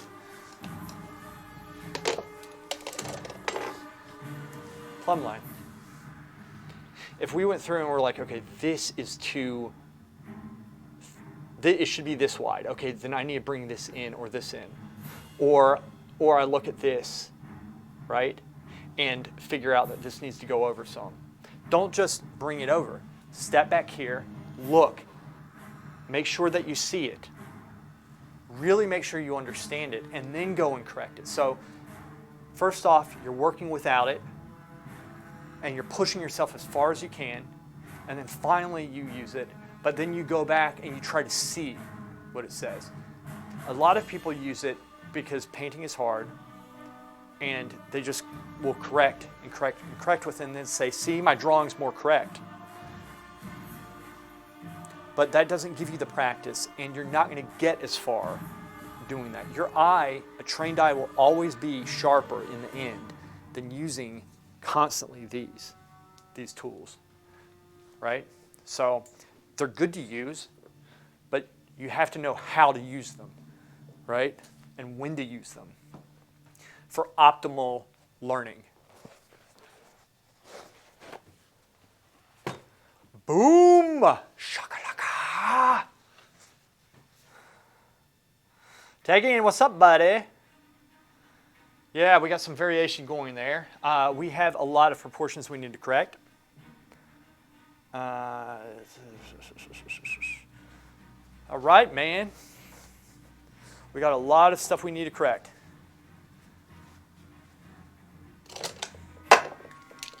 Got a lot of stuff we need to correct. All right.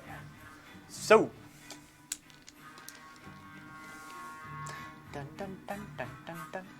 Let's fix that mouth, because that mouth is really bothering me right now.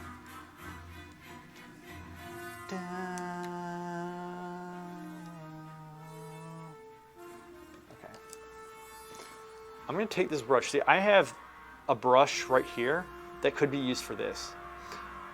I have a brush that's being used here, but I need something that's in between the two. So I'm actually going to take this brush and make it a little bit lighter. Sometimes I do shift and change the brushes within reason. I'm going to push the green here, which is why I mix green. This is I could do it with black, but I did it with ultramarine blue and with the yellow ochre. All right. Here we go. Step back.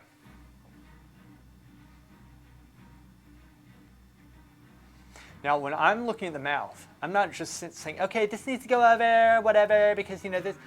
Look at this shape as well. And then make sure this shape corresponds to this shape. All right? That's what I look for when I'm looking at this, because this part needs to actually come in some that way. It is incorrect. Just a little bit. And that has to do with transitions. You could argue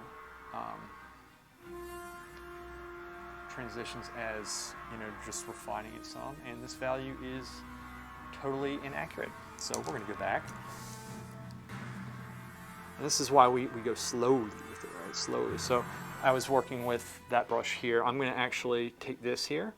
I was using this here with the reds and stuff, but I'm going to take this and green it out. Now, you might have to add more green, especially if your brush is red, because the green and red are opposites. So, you know, you have to counteract the color. So that's how we do it. And then we're going to come here, and I'm going to lightly bring this value in. Drawing comes into play. Squint. Very light. Very light. Still needs to get a little bit lighter. I'm actually going to go in with almost, I went in some of the color here and I just put it here. And that is going to grade out some, which is what I want. You know, look, I always say, so that's a little better, but it's not like correct yet. I always say, first get the value and then get the color. Well, sometimes you need to grade out, so sometimes you won't necessarily need to add color, and that's a good thing. You don't want to constantly make things such high chroma that it just doesn't make sense. You got to use your head. All right, so I'm going to take this value here, the same value, but it's going to be more orange. I'm taking a little bit. I'm going to squint down, and I'm going to bring this down this way. Now we're starting to add some color on. The transition's off, I see it. But it doesn't matter. And then I'm going to continue working this surrounding area down here to kind of bring this area back up to the rest of the painting. I did not mean to put that red there, but I will wash that out. What I'm going to do now, I'm going to take, let's see, what should I take? I should probably, let me take this brush. This is too light, probably. Actually, that's very close. And so I'm going to take this value, which is the lighter brush up from where we were just working. I'm going to add, do I want green? Let me look at to see the green, don't just look at this one area. Look at this entire thing, and out of your peripheral, look at that.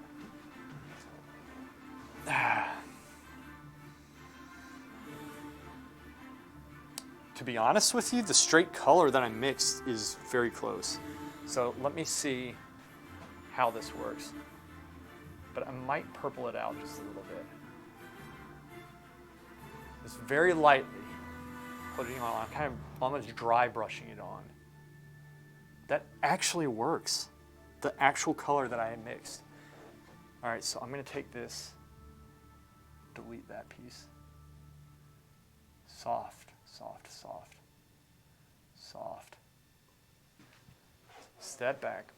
Make sure it's not popping out too much. Okay?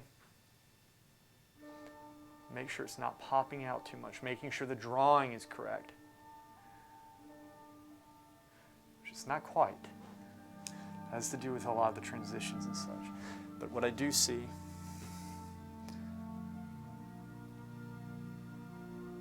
it's very similar to in here, but it's slightly darker there. So I'm going to actually take some of this color here, bring it over here. It's not much of a shift. And I'm just going to leave it. I'm not going to add color to that. So it's going to grade out a little bit, but I think this will still work. Which it does. I'm going to go across the form this time. I'm going very slowly, being careful not to lose the form or overdo this. I'm looking at this whole shape and this piece at the same time, which does need work. Oh, that was careless. Slowly, I'm doing this and lifting the brush into the transition I just made.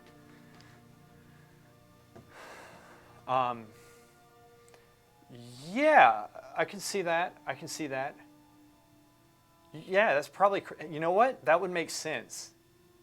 I never thought of it that way, but yeah, that does make sense. Does the chroma tend to get lower as we get down into the midtones? I think, okay, because my theory on this, yeah, so the midtone, okay, let me talk about that for a second. Penumbra, I think it's called, but I may be wrong. I just can't, okay, I can't just ignore it. I saw a correction and had to change it. Yes, I drew the new lines before erasing. He's fixing his cheeks. It's made a huge difference. Good. I'll get back to the chroma thing, but that is why we make incremental changes. Because if you erase the entire face and you fix something and it makes the whole face look different, well, the only way you know is when you don't erase the face. So don't erase the face. Fix what needs to be fixed, unless the whole thing is just that bad, which it's not with yours. You're kind of past that point. All right. So yeah, there's more color in the midtones for the most part. In the midtones, there's higher, but here's the thing. There is also variation of chroma, just as there's variation of color. And you can tell, like, and I'll give you an example. Look, in the mid-tone area, okay? Like, in the mid-tone area, for example, let's say, like here, right here. This is a mid-tone transition, but this is a low chroma. It's almost gray or green. Kind of green with a little bit of yellow. Here it's a little bit cooler, but there's low chroma in here around the cooler areas in particular, right? Because you have warms and cools. All right? This is very high chroma right here, this value here, but this value is the same as this value here, and this value is lower chroma. This value is very high chroma. Okay? In the skin tone,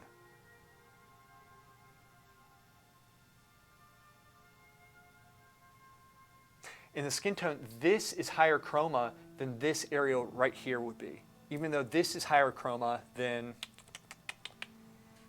I keep on going back like over around this area here, like around the nose and those areas. So you're going to have variation of chroma. But overall, there's going to, like, and here's another thing, like, there's normally very high chroma in nostrils in places where there's like vibrant flesh, right?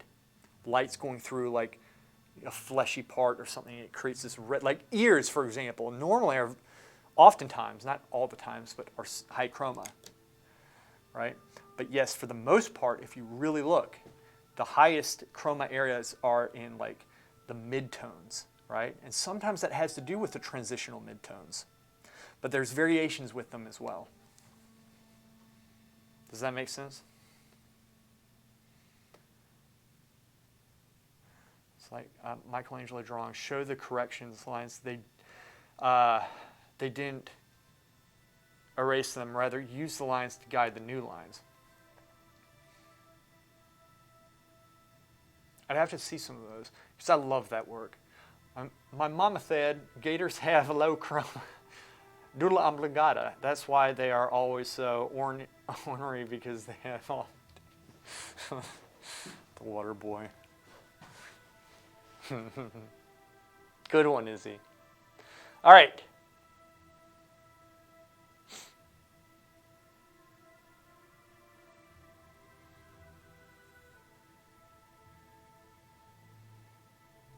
Okay.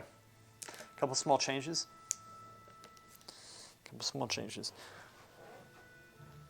Here. That actually is too dark. Let me lighten that up some. We're going to go in with this value here. Next, brush up. Add quite a bit of Indian red. Squint. I know where I want this to be. This just comes up just a little bit.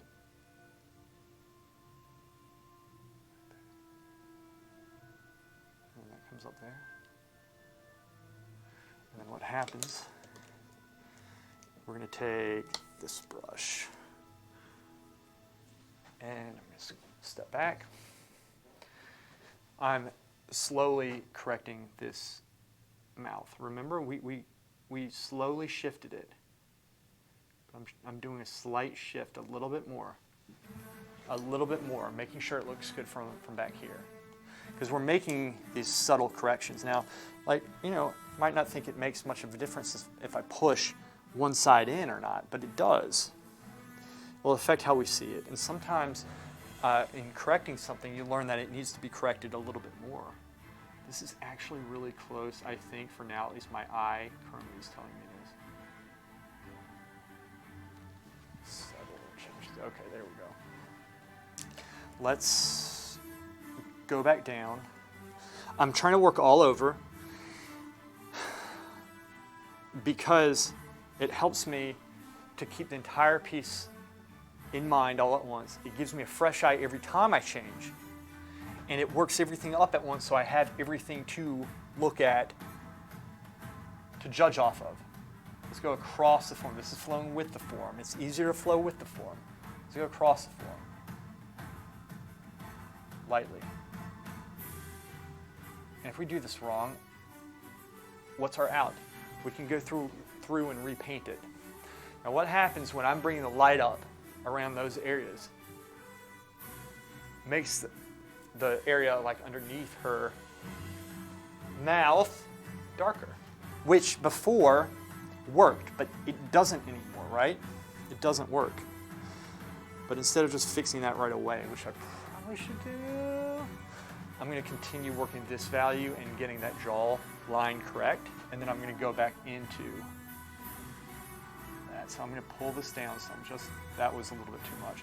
Use the edge of the brush here just to give it a very brushy effect. I'm going slow, squinting down, because I'm thinking of the drawing and the line, the angle of the draw. The jaw, not the draw. Now, go back into this brush. Realize it's too dark. You know what? I'm just going to go in with the same brush I was using, which is questionable. Probably should get it in between. I was working around this area right here, but I need, you know what? Maybe I should be using this. I'll just lighten this brush a little bit. I'm going to work this up, but I'm going to bring the light up some. All right.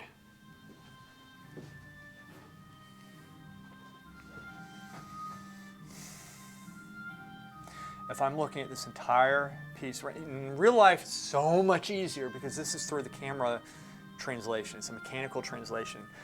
I tell you what I'm going to do, I'm actually going to push the green in this area a little bit because normally, for me at least, I see greens a little bit more. So I'm going to make that a little bit greener, which is going to play off the Indian red in the cheeks, forehead, and especially the hair. So it should give it a little bit more depth. So that's how we make paintings turn, not just through the lights and darks, but through the color. All right. All right, so this is slowly building up. I'm just going to brush this on. So it's slowly bringing the light up, right? Squint. Let's take this. Lift. Fuzz. Soften. There we go. It's nice. So that's looking a little bit better now. Now it's starting to work a little bit more. I'm going to go in with this value here. Darken it just a little bit. And in fact, I don't, and maybe just get a little bit of ultramarine blue. That was too much. Something like that. Maybe something like that. Put a brush stroke here. And kind of press it in so it is a brush stroke. And then what I want to do, I'm going to take,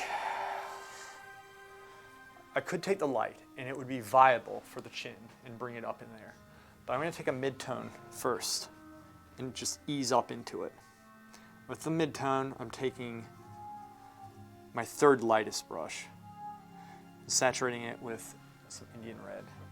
I'm going to squint down here, and I notice that this comes up just a little bit here. I'm going to try to make this a solid brush stroke and just step back and see how that looks. In my mind, it needs to be a little bit more saturated.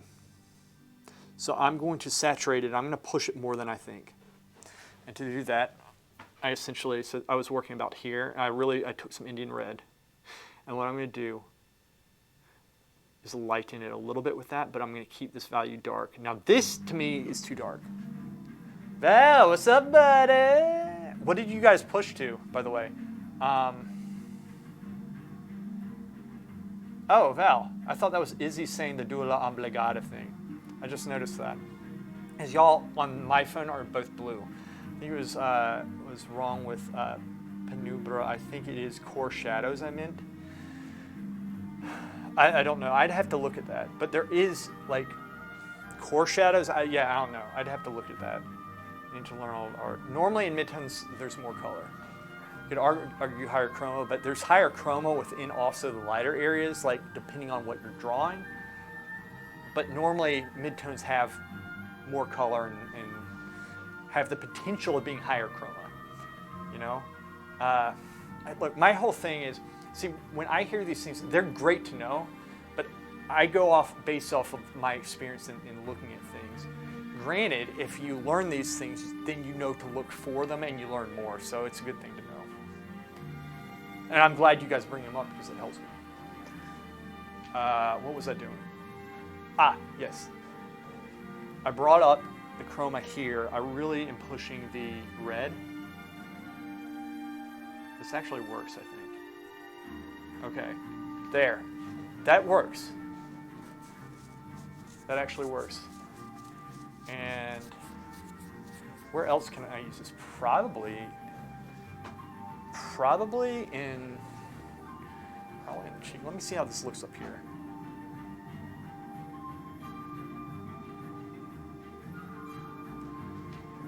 Just want to measure the cheek a little bit.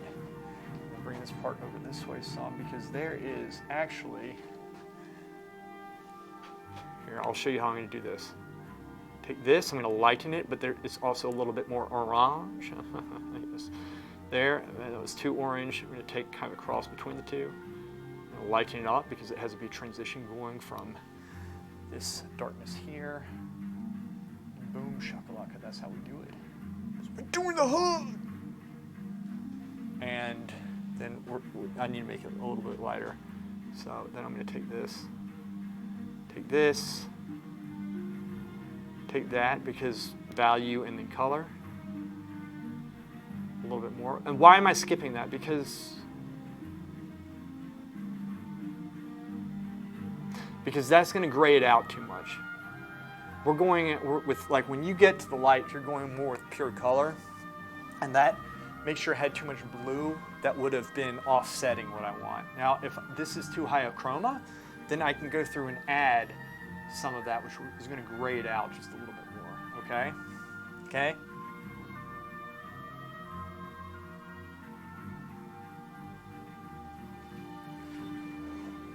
That last stroke was not a good stroke.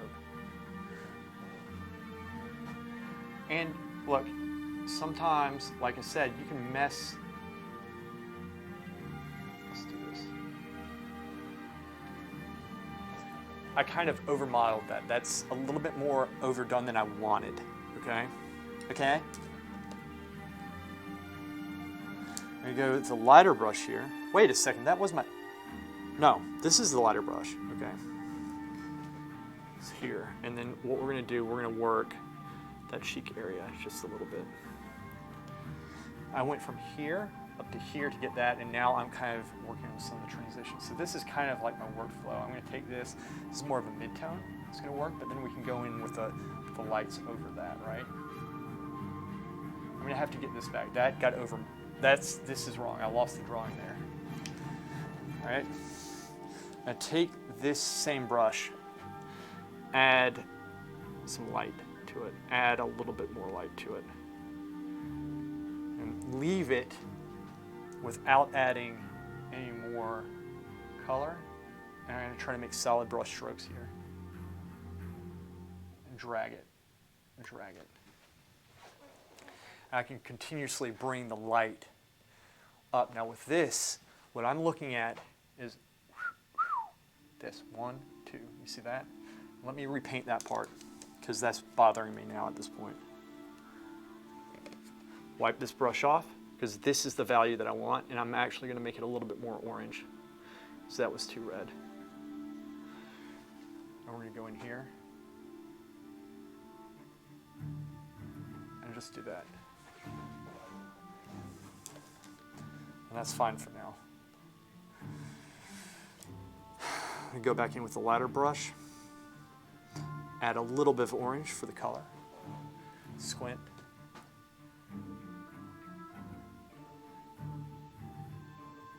Okay, this is better for here and here, and so I'm pulling the paint down. I'm going to try to even this out just a little bit, make it look fluid. Going very slow, going across the form. That face looks like it got raked up on the side, doesn't it? It doesn't look good.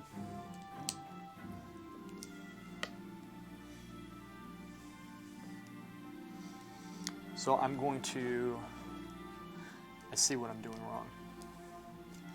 Let me go back into this brush here. We just used this, but I essentially need a value that's around here. And I'm going to take, actually this is what I want. That is what I just mixed. I'm going to step back. And we're just going to get the broad shapes. There. Step back.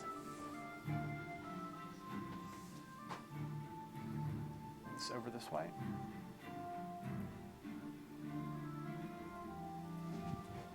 There. And then I'm going to get a little bit darker with it. Add a little bit of Indian red. Squint. Bring this part over some. Over just a little bit. Step back.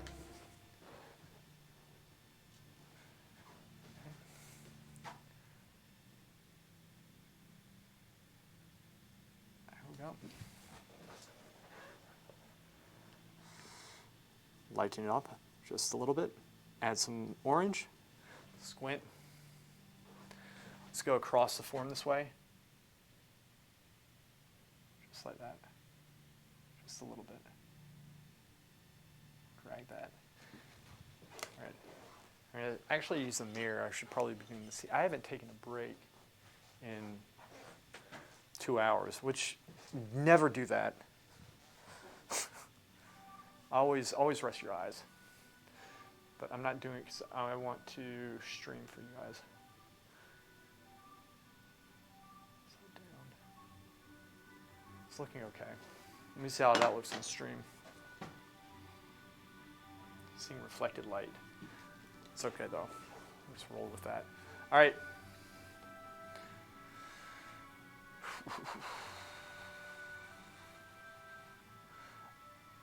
Okay, I'm going to go down the chin and then I'm going to go up to the nose. At least that's the plan, but you know how I am. I always find something then fly across like the map. That's what I always do. But that is the current plan. So I'm going to start actually in the shadow area, right? Let's take this brush right here. This is what I want. Okay, so here, let me show you what I'm doing. I'm going here. And then I'm going to take some Indian red. And essentially, I think that's all I'm going to do. I'm not going to get the orange in it. Not yet. I'm going to squint. And what I want to do, I want to make this kind of come up just a little bit, okay? And then this part right here, I think is okay. But this part actually comes up just a little bit, just a little. And then there's this very fine transition. Goes like that, there, and then this flows this way. But this is actually very low chroma right here. It's actually a nice, a very beautiful cool, which I'm going to put there in a second. But not yet. Maybe I should put it right now. This is here, and then that's where this is where the bottom of the jawline goes. Like this, and then there's going to be a slight transition. Let me see how this looks from further back. Yes. Now I'm going to bring that up just a little bit more, and then I'm going to work the transition down over it. So this actually comes up just a little bit more. There. Okay. And then I'm going to bring the transition down, which should elongate the light a little bit. The transition, in this case, is, what is that? Okay. We're going to squint. And it is actually going to be, according to the photograph, relatively high chroma. And I'm going to use the side of my brush to do this and probably mess this up.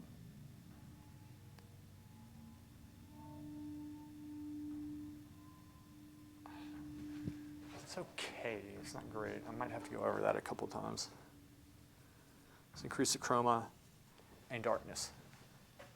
We're going to go in here and really work this up a little bit. There we go. I really did just kind of model that a little bit more than I prefer doing, but it's whatever. There we go. Soften this. Bring that down. rotate the brush so there's pure color on it. There. Now I'm going to go back in with the light.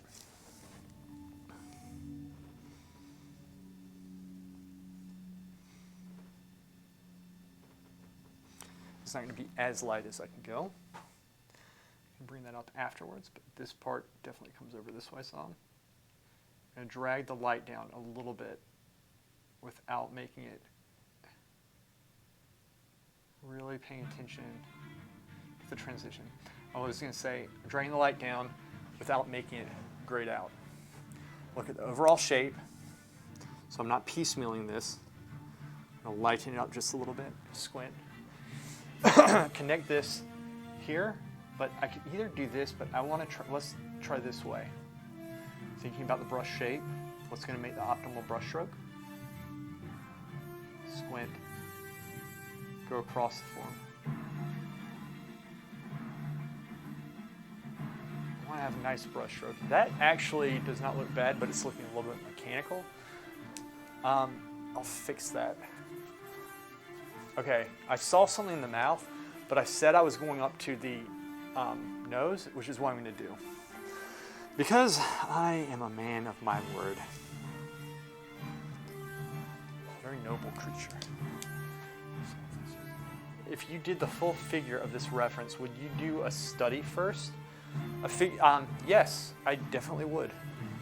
A little pencil sketch, definitely. Very beneficial. Squint, looking at the whole shape, the light shape, everything.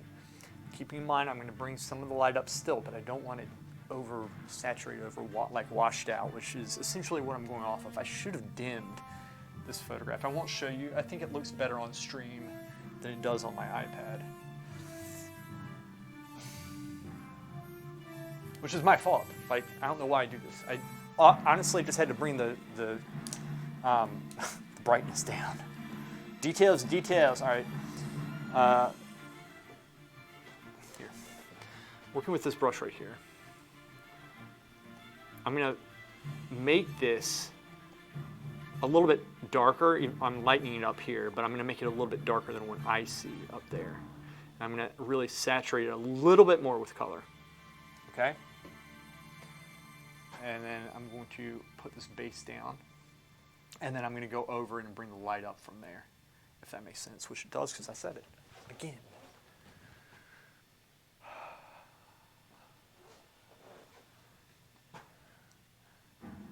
Let's just see this can be used over here as well. All right, there. Work the transitions just a little bit with this. Slowly work the transitions.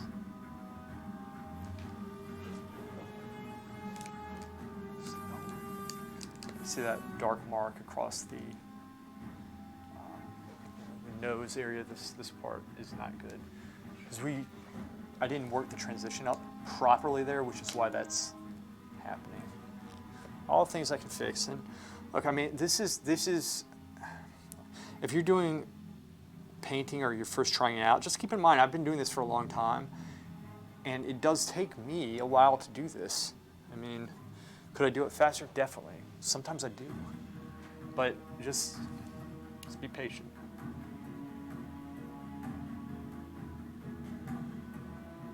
I'm actually taking some of this paint and dragging it down, but this becomes to the point where like you could be over modeling. It's very easy to over model small parts because there's so much information, detail, but you need to be subtle and know when to just make it a brush stroke.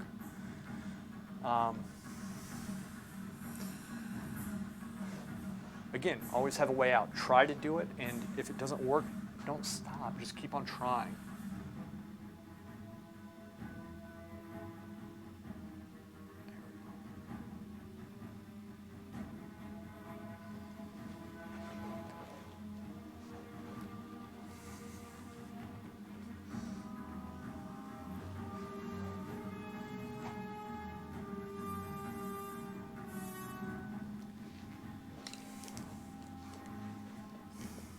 Nope.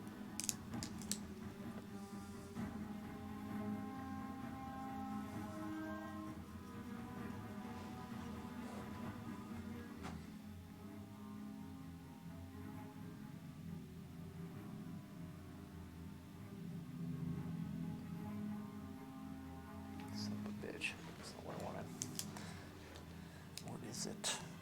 All right. I need to make sure I didn't get too light with that. I can always darken it, or I can scrape it down and go back into at least.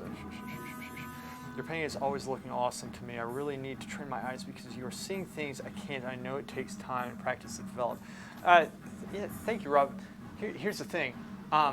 Again, this is not an excuse, but the camera is at an angle right here, and it's also mechanical.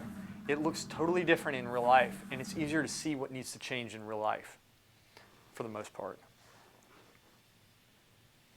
Like any subtle shift, right, messes the angles up. But y'all get the idea from seeing this. But yes, it takes practice in seeing these things. That's why I'm trying to articulate my thought process because this is how I was taught. The things that I'm looking at right now are everything that was pointed out to me by somebody else. They said this is why you have to do it. Or it's just an accumulation of my experience, right? Because I've been doing this for some time now. As I was talking, I was looking at this entire shape as a gesture and noticed that I think this part needs to come up that way some. But I'll fix that in a second. And maybe it doesn't. No, it does, just a little bit, just this one little piece. There's just this mid-tone. Okay, but I said I wouldn't go off on that. You know what, I'm gonna do this. I'm gonna get a slightly smaller brush because I kind of need it for the nose at this point because my light brush that I would use on it is too big. So this is actually a very good brush for what I want. We're going to start plucking some light out of the nose while working the transitions. I just got a touch of walnut oil just to get the paint into the bristles, the brush. This is what I was doing right here. I'm starting here, but it's not going to be that light. See, I'm adding some Indian red, but I'm also going to add just a touch. This has a little bit of blue in it. I can also get the same color with black. Let's get a little bit more Indian red. And we're at the stage right now where the Indian red, it'll lighten this, but darken this, right? Because it has its own light value. Don't want to overdo this. This is going to be mixing with the paint underneath. Okay, here's the other thing. Painting this down. But I also want to layer this up. I don't just want it to simply be the right value. I want it to be, it's actually raking the paint off. And that's happening because there's too much medium in it. So I'm going to go through, resaturate the brush. Scratch my nose. Resaturate my brush with paint. I push the red a little bit in it. I'm going to get a little bit more red, or a little bit more paint this time into it. There we go. Now it's laying on top. That's what I want.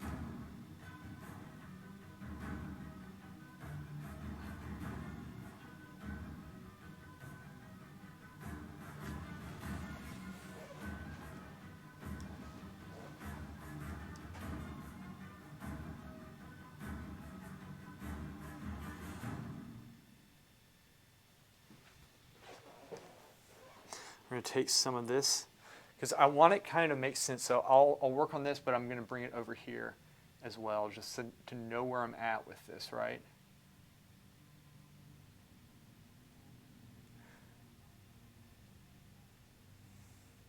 And maybe just a touch up top.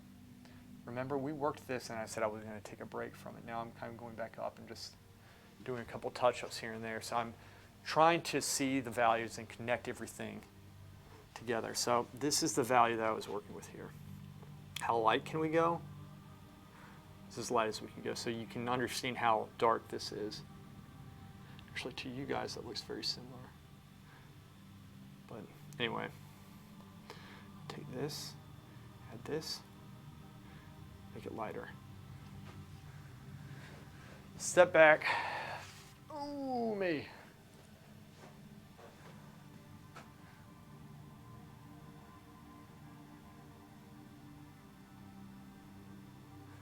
And again, a lot of this I'm just going to be working up for a while. Like, this is a good texture to paint on. I like, this actually needs to come on just a little bit.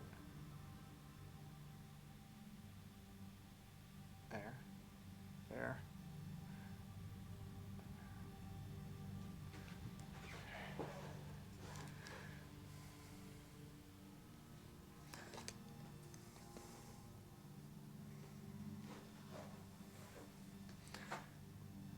Be a little bit lighter. See, that's way too light. I didn't mean to do that, but it looks kind of cool.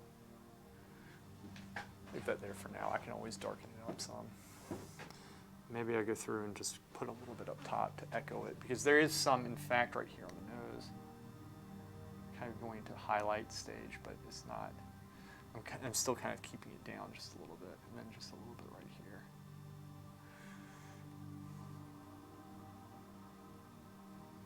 Kind of fades up. It's very subtle. Are you working on canvas? This is board. This is a birchwood panel. Birchwood panel.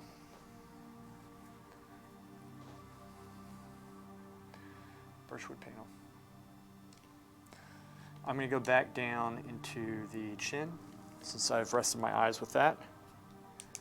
I find the brush that I was using, which is this one. Yes, it is. And then I'm going to actually subtly soften that point just a little bit.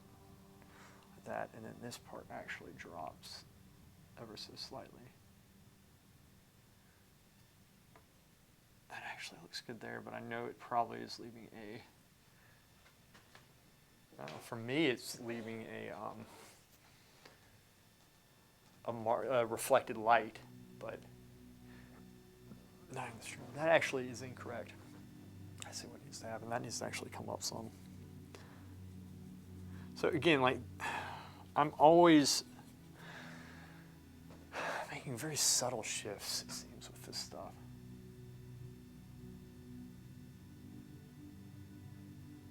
Very subtle shifts.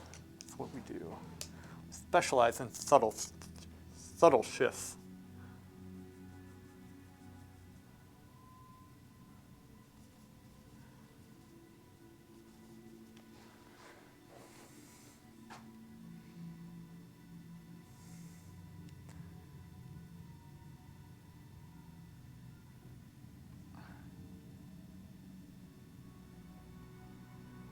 There you go.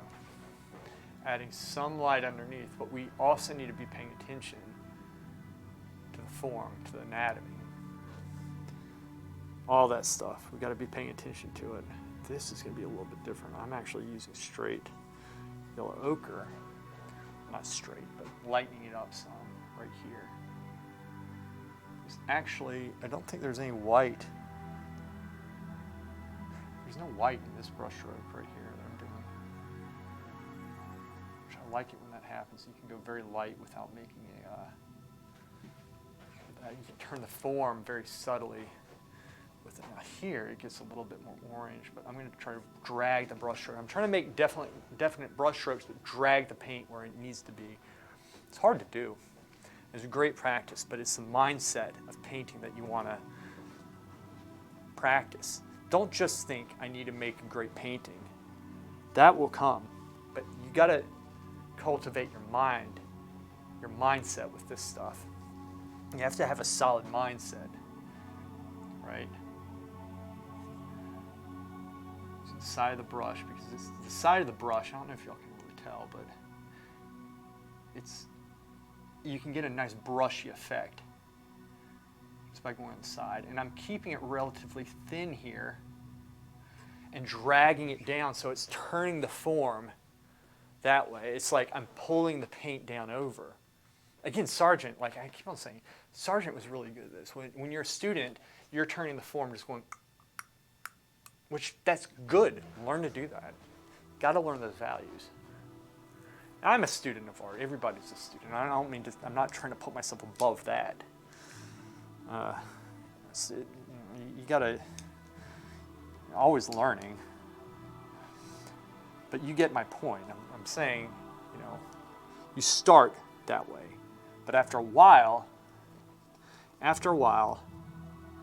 you know, you're able to, you know, push the technique a little bit different. And do the same thing here.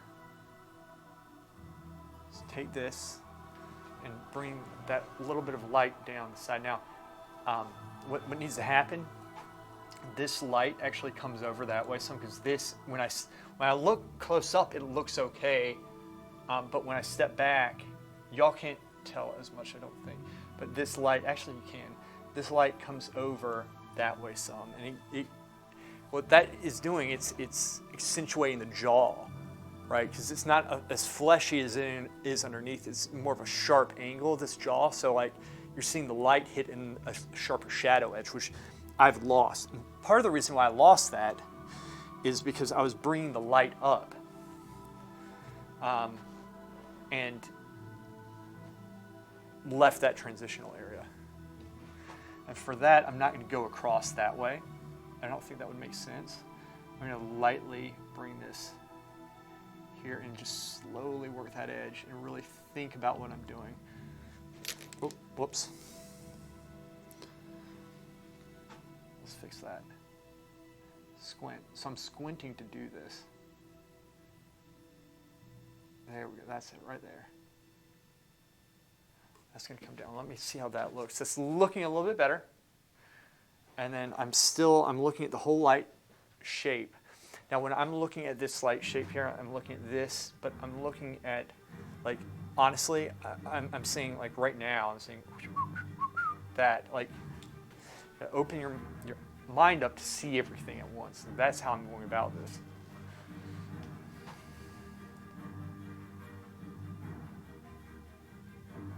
I'm using this, I'm going to kind of bring this down into it and fade it out without it becoming muddy.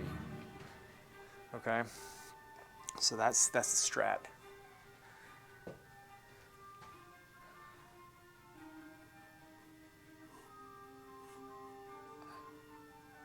Whoops.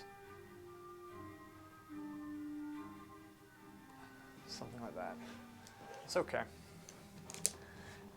Actually, in that area I just did that to, I'm going to go in with a little bit darker brush and add a little bit higher chroma transition to add a little bit of color variation in that area that should make it a little bit more interesting to look at, because in fact right here, I think it's the trick of the camera, but still I'm going to take advantage of this. There's this higher chroma piece right here. It's more here.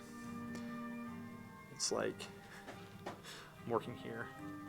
Red, orange. That's a little bit much, and that's why I'm going to use it.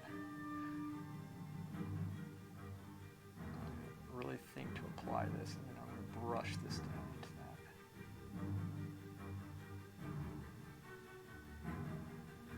I'm looking at this whole piece as I put this on. I'm not looking just right here directly at the stroke.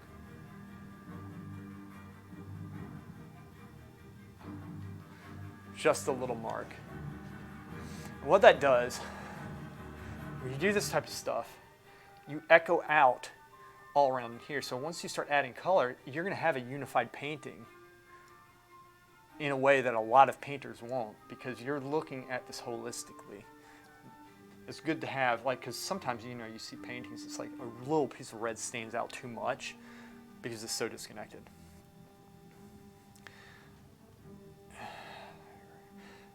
Yeah, see, and we're slowly making these little improvements. So imagine how it's going to look once I have everything built up, right? So Louis, your opinion, please. Croquis Cafe hosts Figuary and February. They host sketching sessions for 1, 2, and 5 minute sketches. Is it really beneficial to do sketches so quickly? 15-minute sketches are hard enough to do.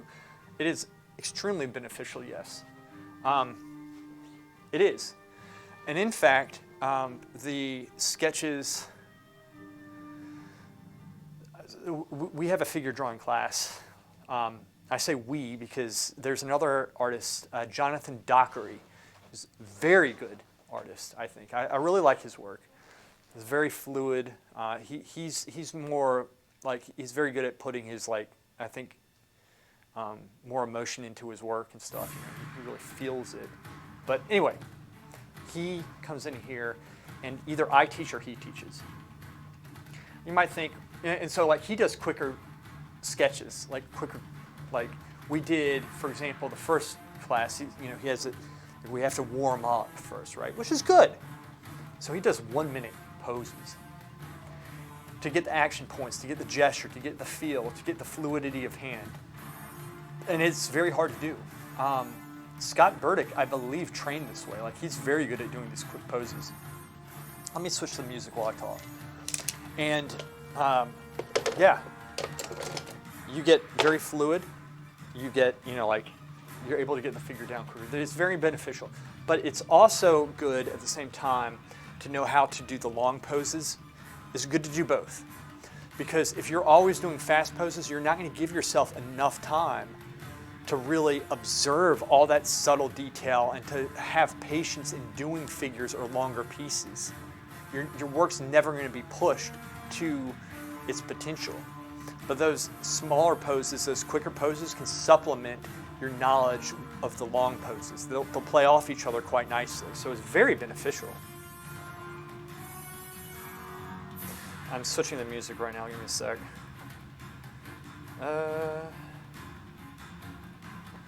What do we want?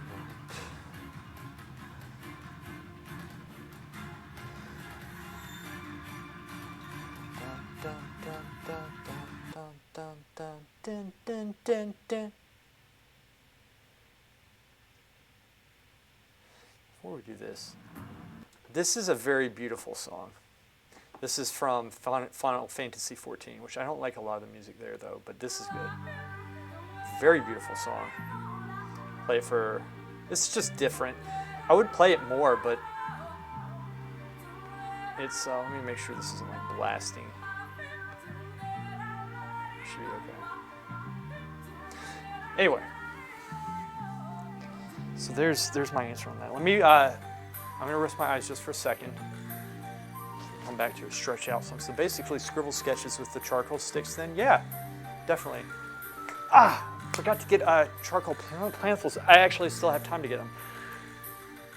What did he say? He said, Jonathan told me the pencils to get, and they were, here, let me show you. Look, this is, he had me going, like, okay, so you would think with the quick sketches and stuff, like I listen to his teaching.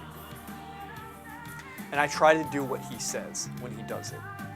Why? Because I don't know it. And it's going to benefit my work. It's good stuff. Could I go back and do things how I normally do them? But I know how to do that. Right? Y'all can't really see this. I don't know why I have this up here. These are very quick. Conte a Paris 1710 is a very good charcoal pencil. I think it's Conte pencil, and they're very good, very smooth, very good for quick sketches on newsprint in particular. So the newsprint paper is very good for doing those quick sketches. Newsprint is very cheap, and you can still pull out some pretty good drawings on newsprint paper. Right? There's nothing wrong with that. In fact, I think Proko started his channel doing a lot of stuff on newsprint. Like, it's fluid. I like newsprint. It's fun, man. It might not age that well. I don't know if it's acid-free. It might be. I didn't have it checked. But anyway, whatever. Hey, we do all that stuff, but just keep in mind, like, you gotta keep the basics in mind. You need to know how to really push your work. You need to know how to push your work. You have to have the patience to do it. Patience is to be developed. Like when I first started, oh, you did? To try? Cool. When I first started, that's the end of that song, so I'm gonna stop it so it doesn't like, wait.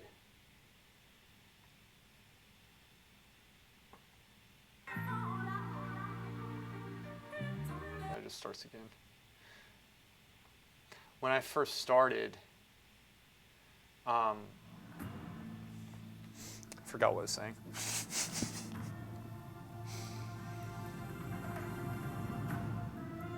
I literally forgot what I was saying.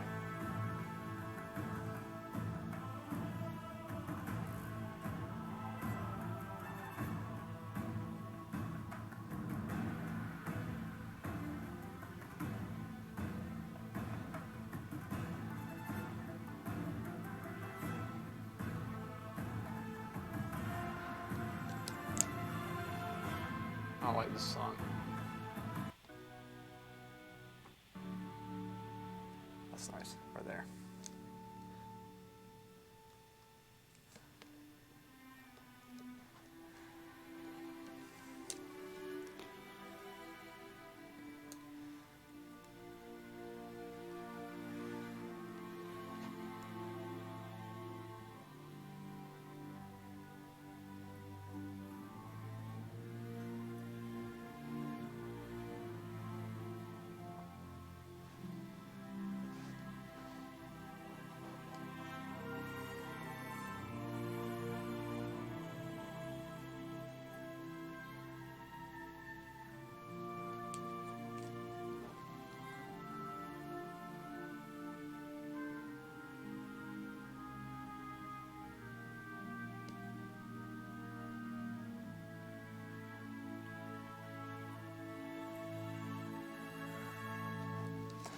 All right, just constantly correcting this stuff. That's all we're doing.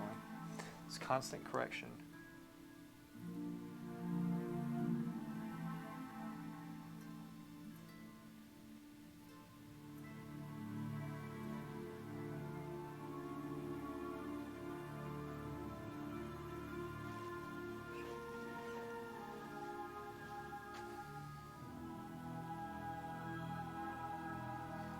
There we go. Start working some transitions. I think the forehead also needs a little bit of care. I've kind of neglected that to a point, and this is again like why we work all around. It's very important to see everything, right? Be looking at everything, to be using everything to measure off of. In doing so, again, you'll have a more unified drawing, way more unified drawing than you otherwise would.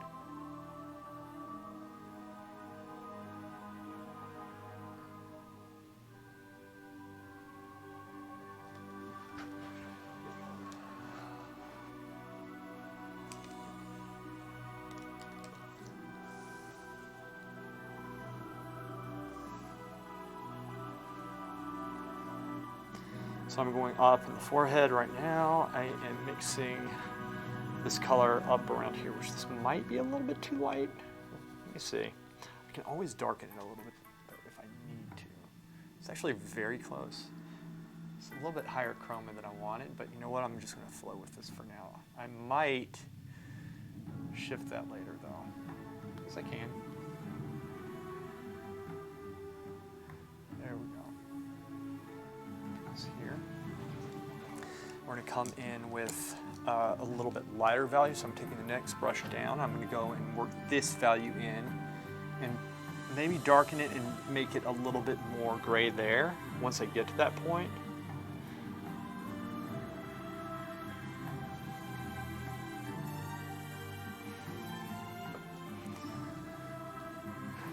Step back. All right, here we go. So this was a little bit dark for this, so I'm going to bring it over to the darker side, which I wanted kind of do anyway. There. That's a little bit too red, so I'm going to actually lighten it because I think the green's a little bit lighter in value. Or it might not be. Oh, wait. I put it in the wrong place. It should be here. I'll lighten that maybe just a little bit. I think I messed this up. Give me a second. Yeah, that's a little bit too light. Actually, or is it? No, I don't think it is. I think that's just, you know what? I'm going to put it down. If it is, let's move some of this value down with it. I'm going to just start hatching out some of the forehead right there. Turn the brush a little bit. So get some of that paint. really turning it on the side so I get kind of a brushy effect and doing a kind of a drag motion. I'm going to step back here, see what I did. And then I'm going to go in with the darker brush that I was just working with before. It was a little bit red. So I'm going to take this and green it out some, which I don't necessarily need to use green. I can do that with these two values here, and it will take the red out. I took the red out, and so now I'm just going to go in and drawing, shape that forehead, trying to use definite brush strokes. It's always easier, in my opinion, to go through and be like, la la la, I'm modeling. It is easier, I think. But it is going through getting those brush strokes, which they're harder to do, but I think it pays off. In the long run. Taking that, I'm kind of dragging that. I need to be careful not to hit that because I'm kind of moving back. Normally when I paint, like I'll be like this and then I'll just jump back. But with this, I have to be careful because if I do that, this thing's coming down. I want to break the camera. It's treacherous.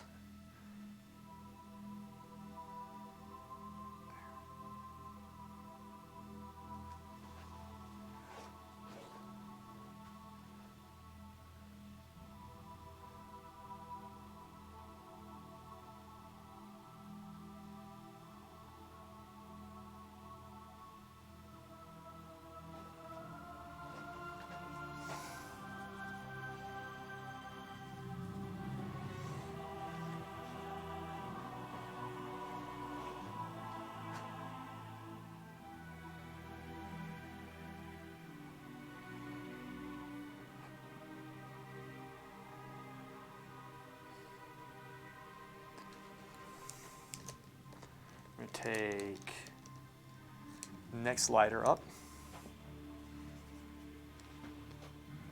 darken it a little bit, gray it out some, green it out rather. Step back, observe. This little top piece a little bit. Hopefully get rid of this. There we go, that's it, that's what I want. This. Very soft. It might be too soft. I might have taken too much out there. And then I'm going to rework the hairline area, and I'm going to go up and just see how much. Would it be smart to add red to it? Maybe I'll try adding a little bit of red. And, you know what? No, I'm not going to do that. I'm going to actually make this pretty dark right there. I'm going to keep the chroma relatively low, but it will have color in it. You want color in your shadows. Step back because I need to observe better the drawing. I see 3 angles. 1, 2, and then 3 main ones.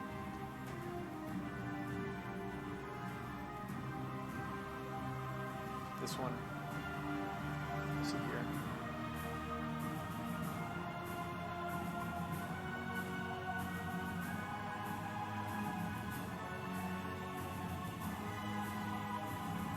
Lower.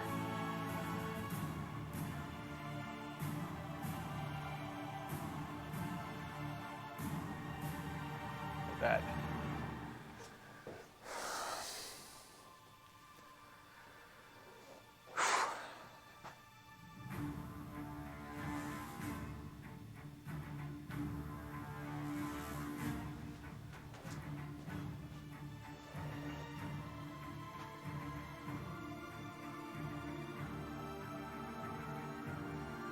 See, right there.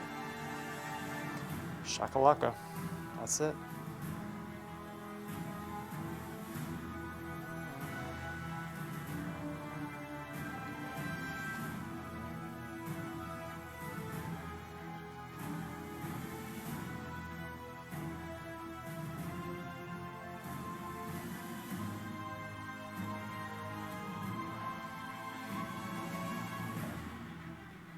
That's it.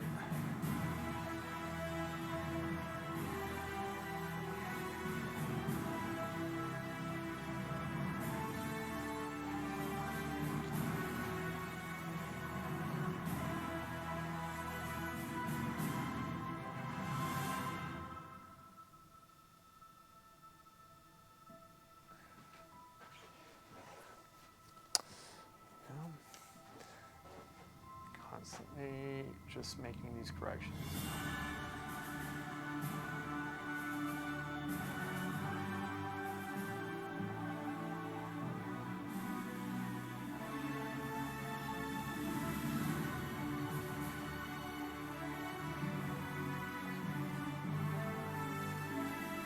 And this part actually, I think, comes up just a little bit there.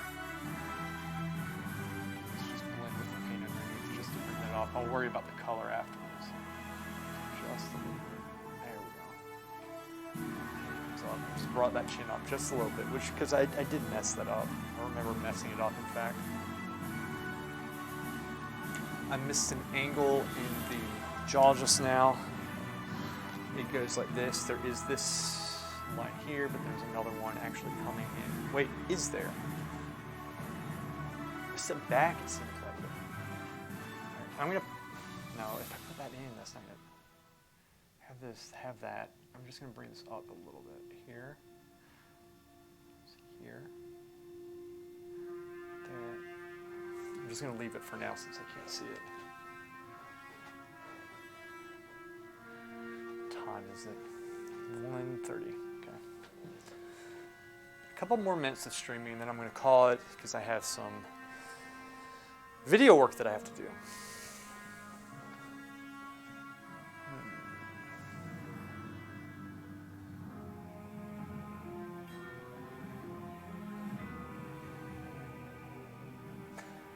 I lost the structure of the nose, particularly the tip, which makes it look too straight up and down. That is not the case.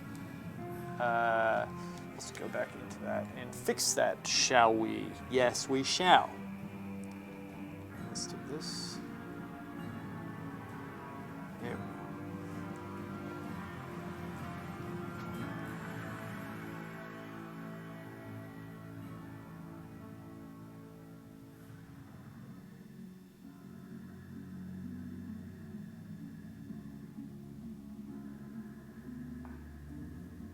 Val, are you there?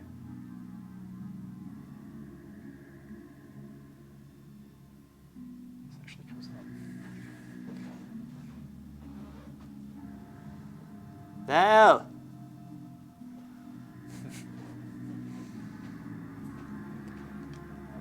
We need to take it easy for the rest of the day. I burned my dominant hand making lunches. Poor Hammy. You know what I did? This is kind of funny. Last night, I was over. I was getting a log for the fire. Well, we have a bin of logs, but like you have to go downstairs to the back of the deck because I have not brought. Okay, we have logs up on the deck. The deck's probably about 20 feet up, and then there's a stairway down where I had extra logs, and the logs up top I haven't refilled, which there was a lot because I've been lazy. And so in the dark, I went down, and this is stupid, it was pitch black, to get the logs downstairs below deck. And I dropped one of the logs on my foot. It was like 9 o'clock in the evening. I dropped an F-bomb, which echoed throughout the entire neighborhood. Everybody could hear it. Laying on the top of my foot. And then this morning, and I got the logs wrong. The fire was great, wonderful. This morning, ate breakfast really quick, but at the I had the little Roku remote, and I got off the couch, and that the remote fell and hit like right where, on top of my foot, where the wound was. I was like, oh! Oh, that wasn't that funny. I don't know why I said that. A small set of contemplative crowns. You said that. You'll be fine, Hammy. Let me see something really quick. Give me a second. I want to see something.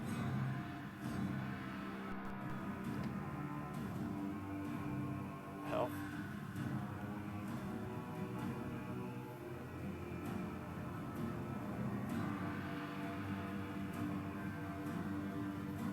Ah, explains it. Let's see this.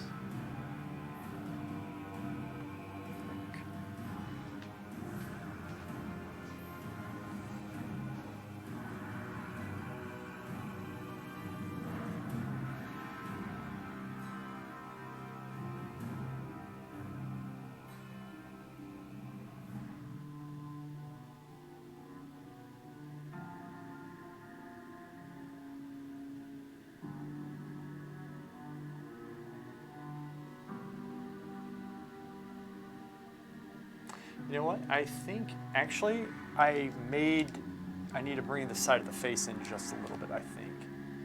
Ever so slightly. But let me double check.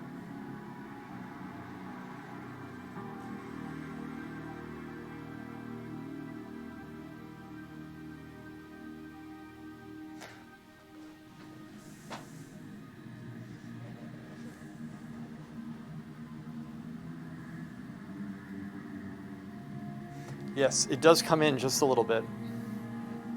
It's looking a little bit wide. Just a little bit. It doesn't come in that much though.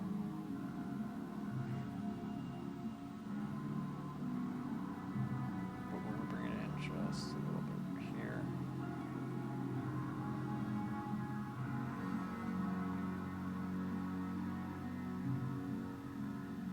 And then that comes in.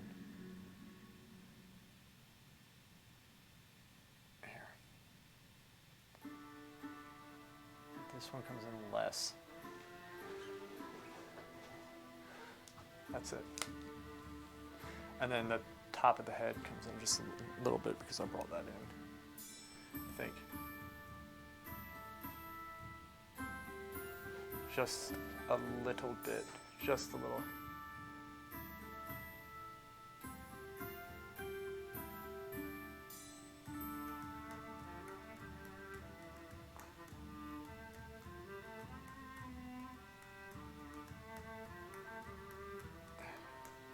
Like that.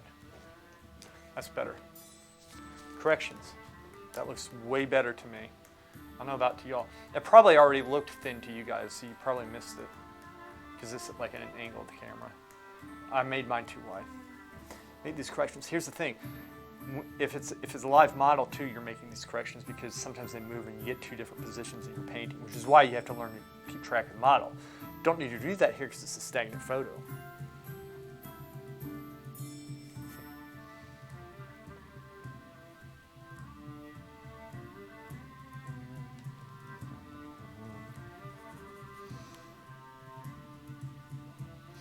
So I'm psyched about this because this paint should actually dry.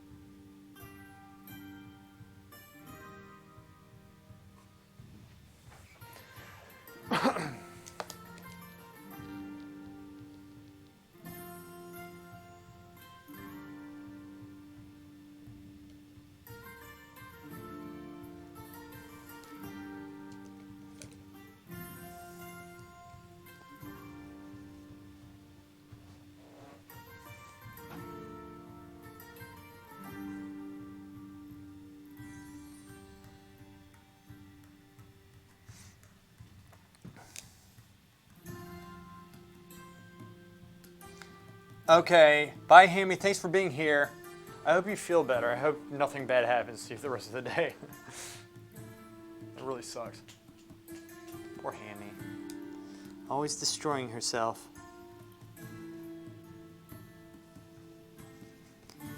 It's okay, we're about to call this anyway. I think I've been painting for some time. And I'll continue this probably this week. Well, definitely this week. Probably, maybe even tomorrow morning.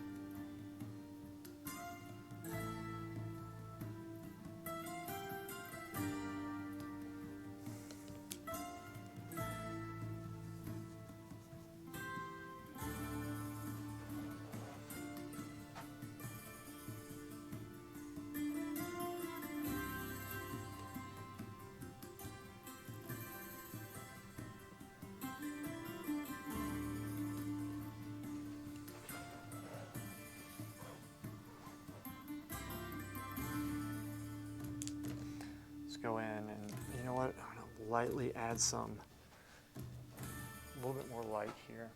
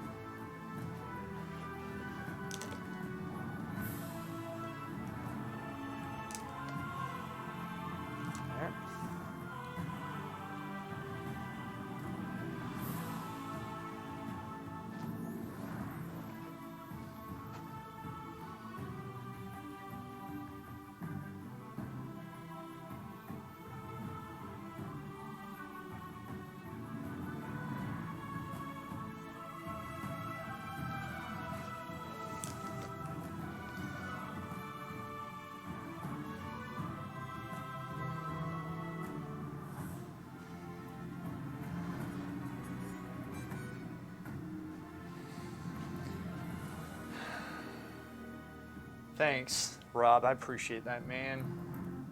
I appreciate it.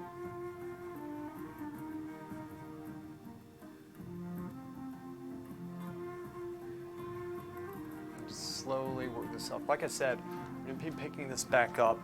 Doesn't have the. Okay, good. Check something here.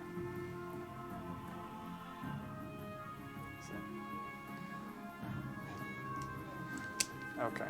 You know what? I think at this point, I'm going to call it. Let me put a heads-on shot of this for you, and you can see exactly everything. You're going to lose picture just for a second. We're going to do a heads-on shot.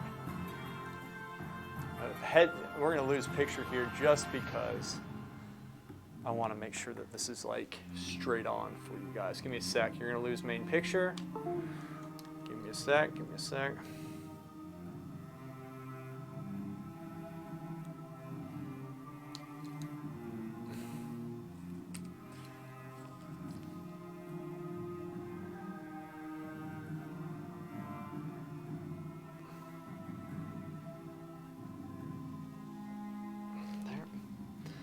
Focus this. Give me a sec. Come back in a second. Set.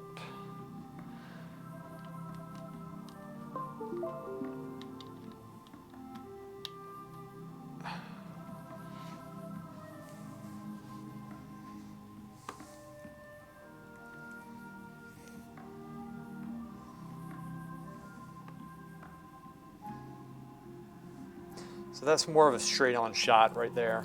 And I am essentially, so you can see where bar drawing comes into play with this stuff, right? I mean, let me point this out really quick. This is for you, Rob, specifically, because I know you're really putting a lot of effort in, but I left these lines. Look at this. If they need a change, it's easy to change. I didn't really spend a lot of time on this side here, but you have 1, 2, 3. When you're forced to see like these, you're welcome, man. When you're forced to see these angles, you're forced to see points, and you have to accurately record where these points are, and to be able to simplify these small areas. These points you can use to measure off of other points here too, if you want to.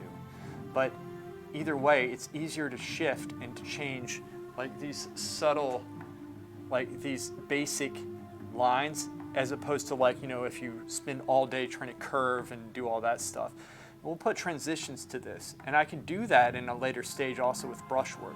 The one thing I don't want to do is have like a little line of paint here that you can see underneath, in which case you can either scrape that down or just soften it with your finger in between drying stages, which I'm going to leave it for now. But here, like how I've been working on this area for quite a bit, and if it needs to come up, it comes up. If it needs to come down, it comes down. Here's the other thing, Rob. If you're working with like a model, the model is going to be moving, so you might actually get it correct, right? You might get the drawing correct, but the model might get into a position that you prefer. So you need to know how to change it, and that's how you change things very quickly. This way, you keep it simple, learn to get the very basic shapes, and you're going to go much quicker that way. There.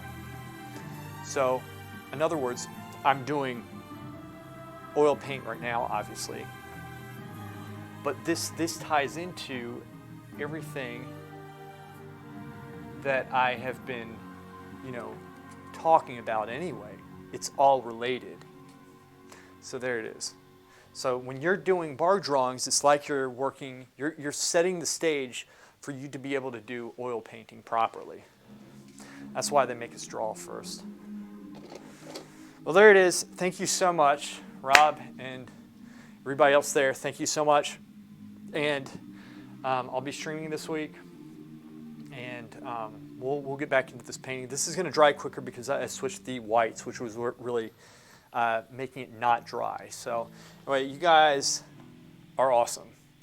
Take care.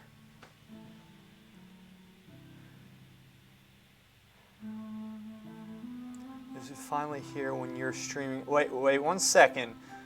RS load key. Hi, Lewis. Finally here. You can laugh to the first content. Wise, the still life video has been best knowledge to laugh ratio. Hope you're going to keep up the masterwork. Many thanks. All right. Hey, it's good having you. You said Rafal. Rafal? Excellent. I'm glad you found me. And sorry, I'm ending the stream right now, but Rafal, if you join our Discord, I always send like stream notifications of when I'm going to be on. And I'm going to try to stream tomorrow as well, like probably late morning to early afternoon. And yeah, I'm glad you found us here, man. Queldar, everybody's getting here when I'm ending. Yeah, ending the stream. I've been working for it's been a 3-hour stream, but I have some video work I have to get done. I'm going to try and make one of these stupid videos. I have two in mind. This is going to be a video as well. I'm going to turn this into one, but I need to get this done first. Excellent, yeah. Like I said, join the Discord, man. Keep up that way.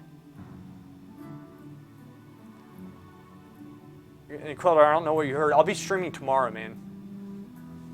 I'll stream tomorrow. Just keep an eye on Discord. I'm trying to stream at a good time for you too. So I have like a little bit different schedule now. It's more conducive for this type of stuff. Yeah, awesome. All right. Rafal, it's good having you. I'm glad you found us. Sweet. All right. You guys, take care. Oh, you had painting today, Claudar? Awesome. But not tomorrow. Okay. I'll see ya.